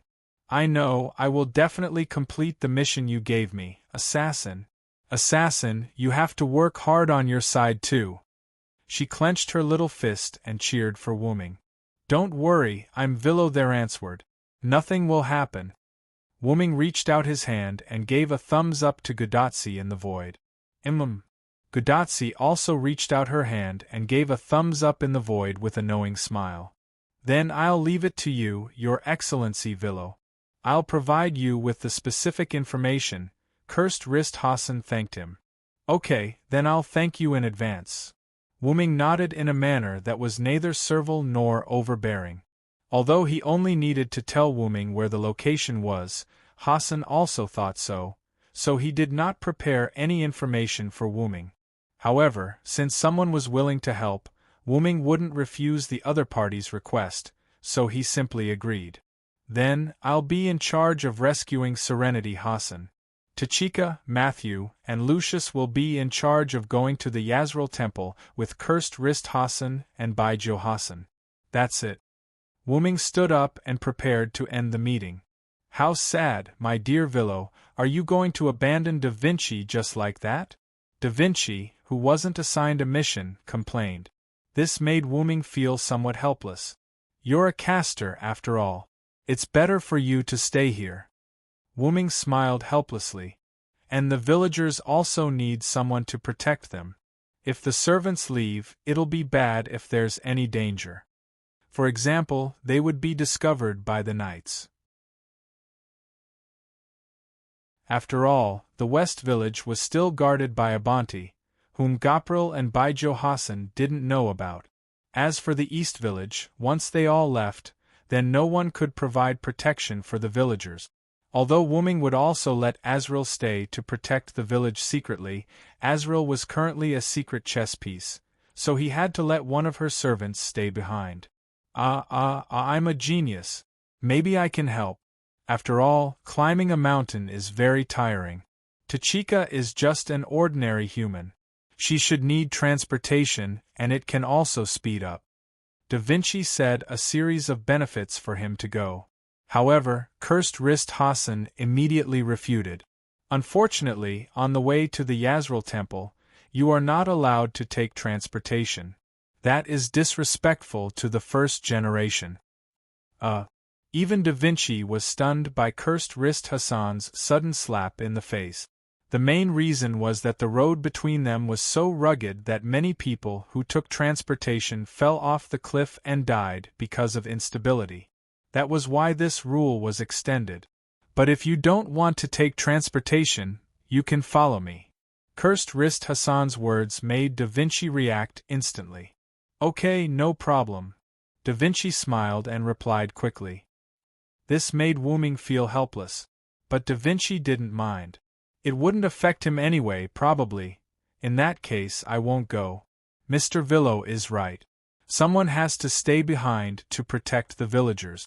So let me stay here to protect the villagers. At this time, Baijo Hassan suddenly spoke. After all, as long as it was Hassan, he would know where the Yazril temple was, so only one Hassan was needed to lead everyone to the Yazril temple. And if he was punished by the first Hassan, only cursed wrist Hassan, the current generation Hassan, would be punished. So it didn't matter if Baijo Hassan went or not. However, cursed wrist Hassan spoke once. You don't have to worry about that. There is another servant in this village. Cursed wrist Hassan reminded him. When cursed wrist Hassan said that, Baijo Hassan understood. I forgot about that person. Because he didn't come here often, and that person didn't appear in the village, Baijo Hassan forgot about him. That person? Who is it? Wuming was puzzled because he didn't find any other servant's magical power in the village, including now. Wuming released his spirit sense and covered the entire village. Except for the servants in this house, there were no other servants in the village. You can't perceive that person's magical power because he is not in the village, dear Villo. After all, it was Castor, and Da Vinci perceived Wuming's spirit sense. Not in the village? Wuming was relieved. In that case, it was not surprising that Wuming couldn't perceive the servant's aura. That person took some villagers to the mountains to hunt today. Gudatsi said with a smile. After all, there is not much food now. That person will take the villagers to the mountains from time to hunt. Matthew echoed. Although it was a war, there were still many wild animals in the mountains. However, because of the singularity, those beasts were fierce, so they needed servants to lead the team to hunt. So, who is that person? Wuming didn't know whether to laugh or cry. This group of people just didn't say the servant's name. It was definitely a temporary idea to play with him. This was Wu Ming's judgment. In the end, it was the most honest, cursed wrist Hassan who said the servant's real name. The servant's rank is archer, and his real name is Arash Kamango, a great hero of the ancient Persian Empire.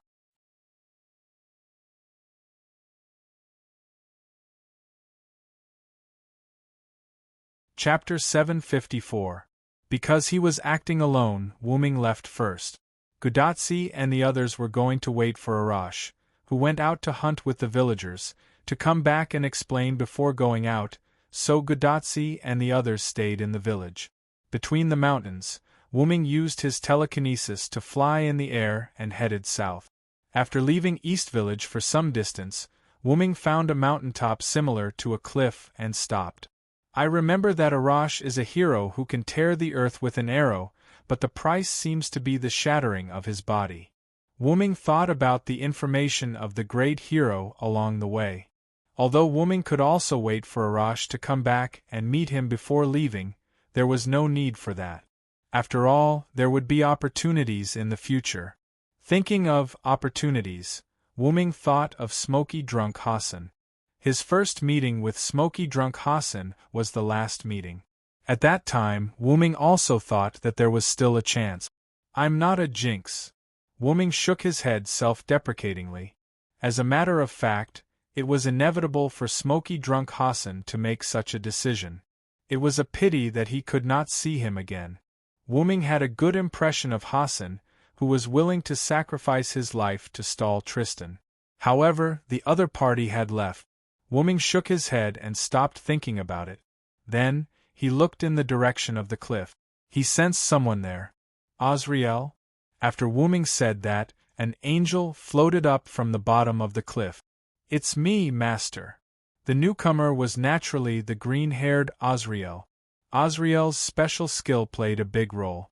So far, she had not shown any signs of losing her mind.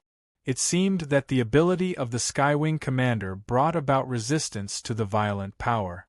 Azrael bowed her head respectfully, her wings half spread, and floated in the air, but her body was one position lower than Wuming. You've worked hard, Azrael. You've completed the task I gave you very well. After all, she was his subordinate, and she was also a cute girl. Wuming naturally wouldn't be stingy with his praise. Master, are you blaming me for not saving that smoke-drunk Hassan? Azrael suddenly asked. Wuming shook his head. The death of a servant is not a real death, and you did it to complete my mission. You did the right thing. Therefore, Wuming did not overreact to the death of drunk Smoke Hassan. Moreover, Azrael's actions proved that she was completely under Wuming's command. She would not try to act smart, which was similar to the NPCs in Nazalek. However, being too loyal and inflexible was also what gave Wuming a headache. Of course, I hope you can try to be flexible. When Wuming left Dongji village, he got a lot of information from drunk Smoke Hassan about a prison tower that imprisoned Tranquil Hassan. However, when handing over the information, Wuming inadvertently heard a sentence from Cursed Wrist Hassan. It would be great if Smoke Drunk didn't leave. Her stealth ability is the best among us, Hassan. It was no wonder that drunk Smoke Hassan chose to sneak into the holy city. It was not arrogance but the truth. Although the ending was that he took the initiative to expose himself and sacrificed himself to cover the refugees. At that time, Wuming actually wanted to complain. Why did drunk Smoke Hassan always want to sacrifice himself to cover others' escape? Ahem. Back to the topic, if Azrael saved drunk Smoke Hassan at that time, then they would have one more stealth expert to help them. Of course, I'm not blaming you. I just hope you don't lose the right to think for yourself because you want to fully express your loyalty. Servants who needed to be loyal to a new master would generally fully obey the master's orders in order to gain the master's trust. However, there was no need for that. He believed in the loyalty of the Skywing species. A person who was loyal enough to listen to the master's orders and indirectly killed her master, and it was done knowingly. One could imagine the loyalty of the Skywing species. Azrael did think so, and she was afraid that Wuming could not see that she wanted to show her loyalty, so she deliberately showed it. I still prefer to talk to Gabriel. I like partners more than servants. Although Gabriel also gave her loyalty to Wuming, she was more casual in front of Wuming than Azrael. Well, my master, I will change. Meow. Azrael flapped her wings, smiled at Wuming, and put on her quirky tone again. Then, please continue to stay here, whether in Dongji village or with Tachika and the others. This time, Wuming only gave a vague order, and it was up to Azrael to decide what to do. Master, don't you need me to go with you to carry out the rescue plan? Meow, Azrael asked with concern. Although she knew that Wuming would be fine if he went alone and would definitely succeed, how could she be lazy and let her master do things for her? It's too extravagant for the two of us to go. Just complete the task I gave you. After all, Wuming was not someone who cared about his reputation. He was not someone who would let his subordinates do things first. In Wuming's opinion, splitting up to act was the most time-saving. Yes, master. May I know what little Kishi is doing now? Meow. Azrael flew in front of Wuming. Although she let go, she still did not lose the respect she should have. I ordered her to monitor and protect Dongji village with a bont, Wuming answered truthfully. Protecting the village is boring. Little Kishi is probably bored out of her wits. Meow. Azrael laughed gloatingly. I'm not going to stay in the village. I'm going with those monkeys. Humans to meet that first Hassan. Meow. Every Skywing had a restless heart, and Azrael was no exception. But be careful. While you weren't around, the first Hassan infiltrated a bont, Wuming reminded her. Master, did that first Hassan hurt you? Azrael was rather nervous. After all, in her opinion, it was her incompetence for someone to infiltrate the headquarters while she was away. After all, she was the commander of the Skywings. If her mistress was hurt, then Azrael would not tolerate it even more. I'm fine with some minor injuries, but he's not someone you can deal with, so you must be careful. Wuming looked at Azrael gravely, afraid that the first Hassan would cut down Azrael's violent temper. After all, Azrael was a berserker. Although she was not that irritable, Azrael was still easily irritable. Taking a deep breath, Azrael calmed down. Understood, Master. I'll be flying high up in the sky. I'll be very cautious, meow. Smiling and bowing to Wuming, Azrael flapped her wings and flew into the sky. Then, I should be going. Wuming had not been idle while chatting with Azrael. He had been using his psychic power to explore the path ahead, and he had already reached the vicinity of the prison tower. Extending his psychic power there meant that Wuming had been there, so the teleportation gate could be used. With that, Wuming snapped his fingers, and a dark purple ripple engulfed Wuming. Only the sound of the wind blowing through the mountain crevices could be heard. There was no one in sight.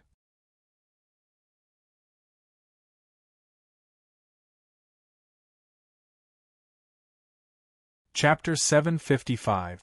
Night gradually fell, and the stars surged into the sky. The moonlight tonight was not very good, and the moon was somewhat obscured by large dark clouds. On the barren land without moonlight, there was not the slightest vitality, no plants, no animals, all of it was lifeless soil, or the land that was hard and cold like iron. On this steel-like land, a black facility shaped like a prison castle was located here. The black walls merged with the dark night as if rooted in the darkness, and complemented the steel-like barren land. On the castle, mass-produced solemn knights were holding torches, patrolling the walls, monitoring the surroundings, and basically every blind spot had a solemn knight standing guard. Through the light of the fire, it could be seen that the solemn knights were all fully armed to the head, and the serious and somewhat ugly helmets could not let others see their faces clearly. The same type of armor, plus their orderly patrolling, standing guard, and changing shifts, if one only looked at the appearance, it really looked like mass-produced. And mass-produced also had its advantages, that was, there would not be many accidents, and the fact was indeed so. So far, no accidents had happened here, even when the sky was dark to this extent. But this stability was about to be broken at this moment. In a corner, two knights were changing shift. The knight who changed shifts left, and the knight who changed shifts replaced the knight who left and stood guard there. After the knight who changed shifts walked away, the knight who changed shifts fell straight back, as if he had fainted. If he fell, the sound of armor hitting the ground would definitely attract the attention of others. But Wuming would not let this happen. Wuming, who was hiding in the shadow behind the unconscious knight, held the knight who was stunned by his magic release, gently lifted him, put him in the shadow of the blind spot, and gently put him on the ground. Then, Wuming pointed in the air, and the high-level tool creation skill was activated. A black cloth appeared out of thin air and covered the knight on the ground. Because it was a blind spot, plus the shadow, and Wuming's black cloth as a cover, it was basically impossible to be discovered. Now I'm going to sneak in, Wuming said, and a black cloak like Hassan appeared on Wuming's body. From now on, he would sneak in. It could only be said that there was still a shortage of manpower, and at least 2 knights should be arranged in the blind spot. However, there was only one solemn knight standing guard in the corner of the castle. Wasn't this giving Wu Ming an opportunity to take advantage of? At first, Wu Ming, who arrived not far from the prison castle through the portal, began to explore all kinds of intelligence about the prison castle. First of all, there was no enchantment around the prison castle. So Wu Ming easily slipped up the wall, and he was ready to sneak from the top. After hiding for a while, Silent Wonder figured out how the knights would change shift. After that knight finished changing shifts, Silent Wonder knocked out the knight and replaced him as the knight's sentry. According to Wuming's observation, the guard in this blind spot changed every half an hour. In other words, from now on, no one would pay attention to this place for at least half an hour.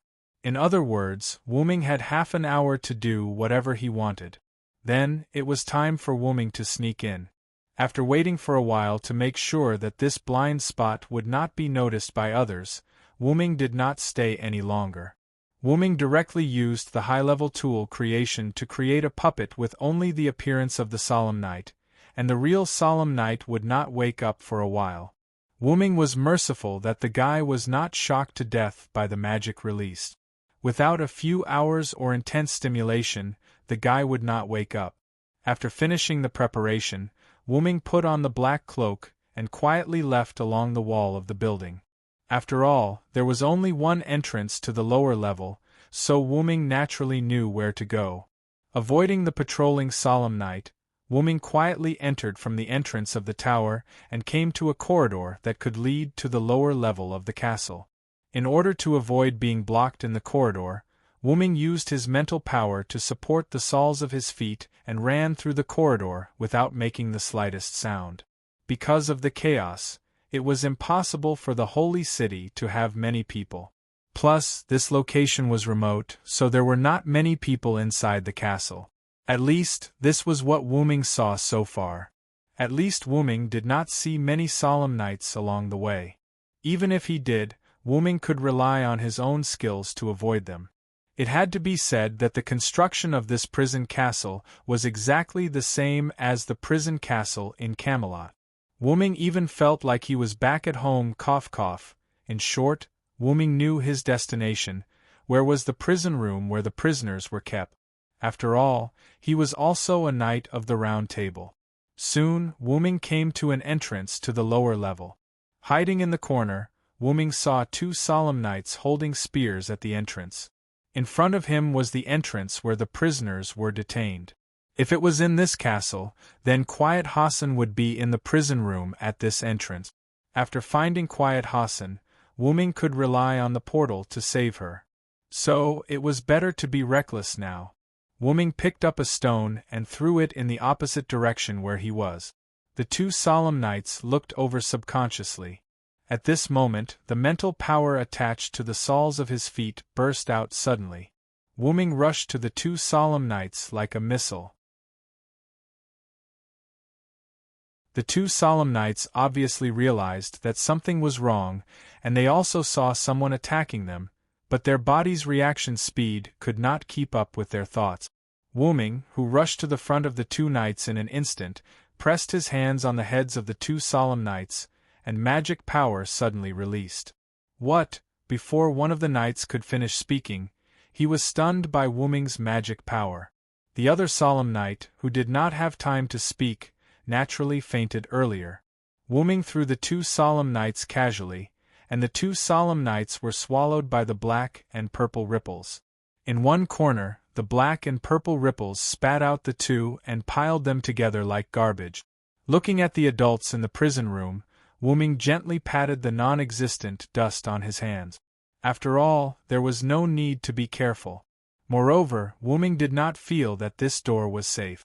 On the contrary, this door was probably the most dangerous place in this prison castle. With one hand extended, the spear of the unconscious solemn knight was sucked into the palm of Wu-Ming's hand with his mental power. Wu-Ming held the spear and aimed at the door, and magic began to gather on this ordinary spear. Then, the spear was thrown out by Wu-Ming. Whoosh, boom! The entire prison castle shook violently.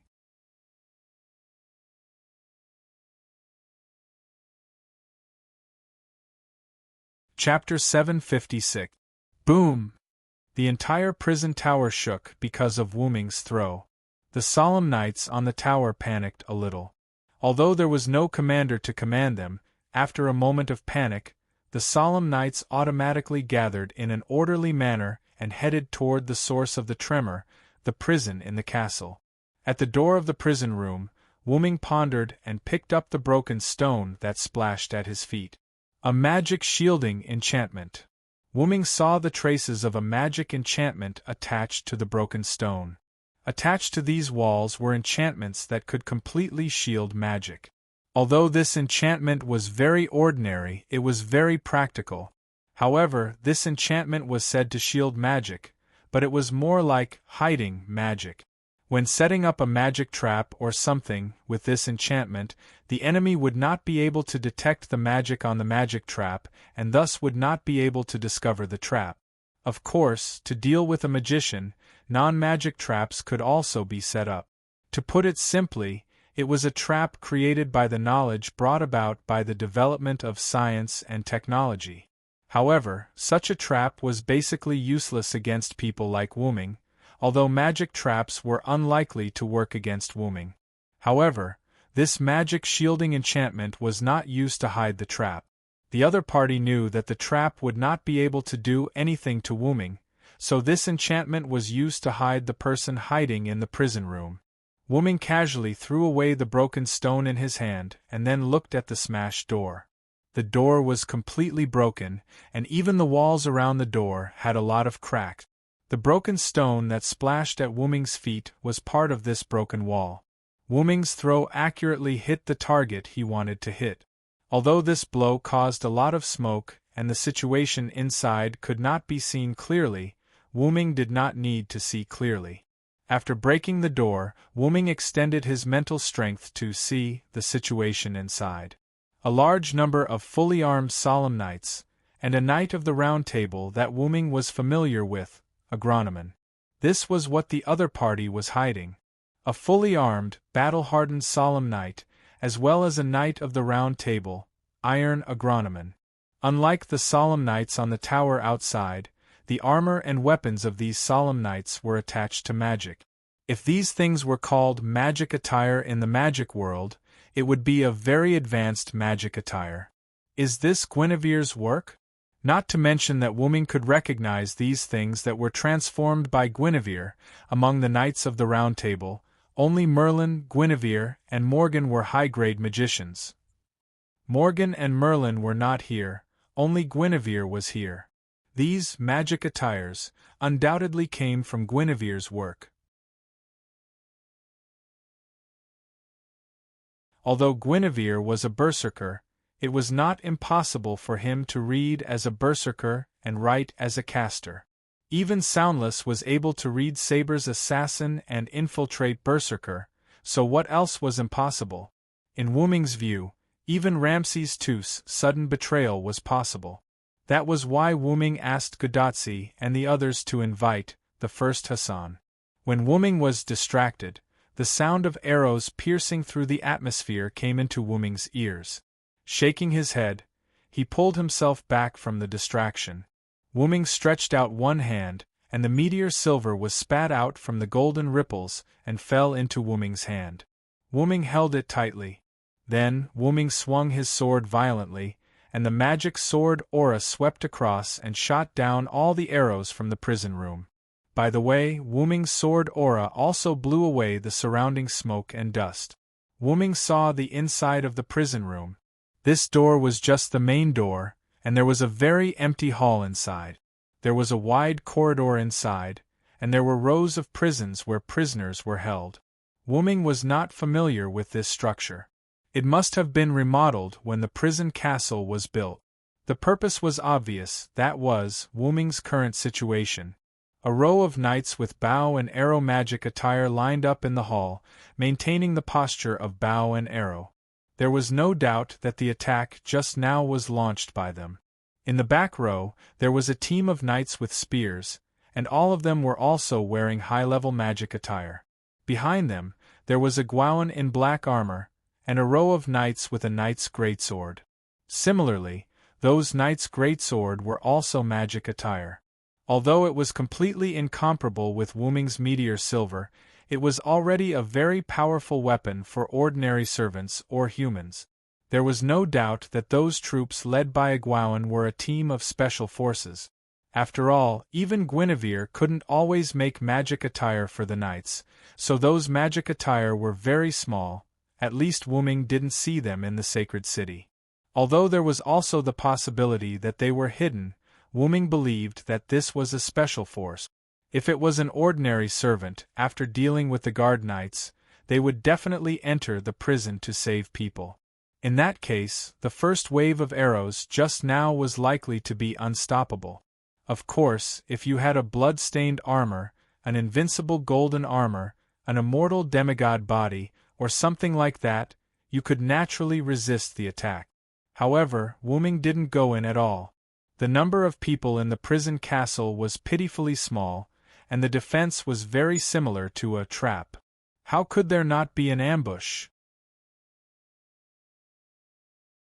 If someone didn't know about the Knights of the Round Table, they might think that the number of people patrolling the castle was quite normal, but as a member of the Knights of the Round Table, Wu Ming had already seen that something was wrong. He didn't know about other knights, but among the Knights of the Round Table, Wu Ming knew that the prison was not strictly guarded, but it was impossible to arrange such a number of people. What's more, there were servants here. Even if the terrain was remote, it was impossible to send so many people. Therefore, only by setting up an ambush, in Wu Ming's view, was the most correct answer. However, that was just Wu Ming's guess, but the javelin just now proved that what he thought was correct. He didn't know whether Aguan got the news or guessed that someone would come to save people. Anyway, he had already set up an ambush in advance.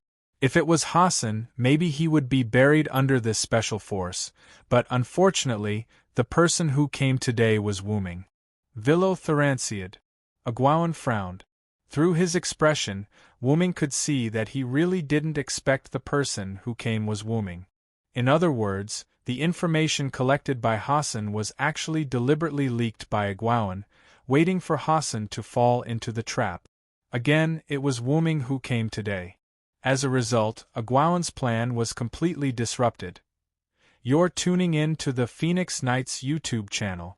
Don't forget to subscribe and join us on this journey to catch the most captivating stories.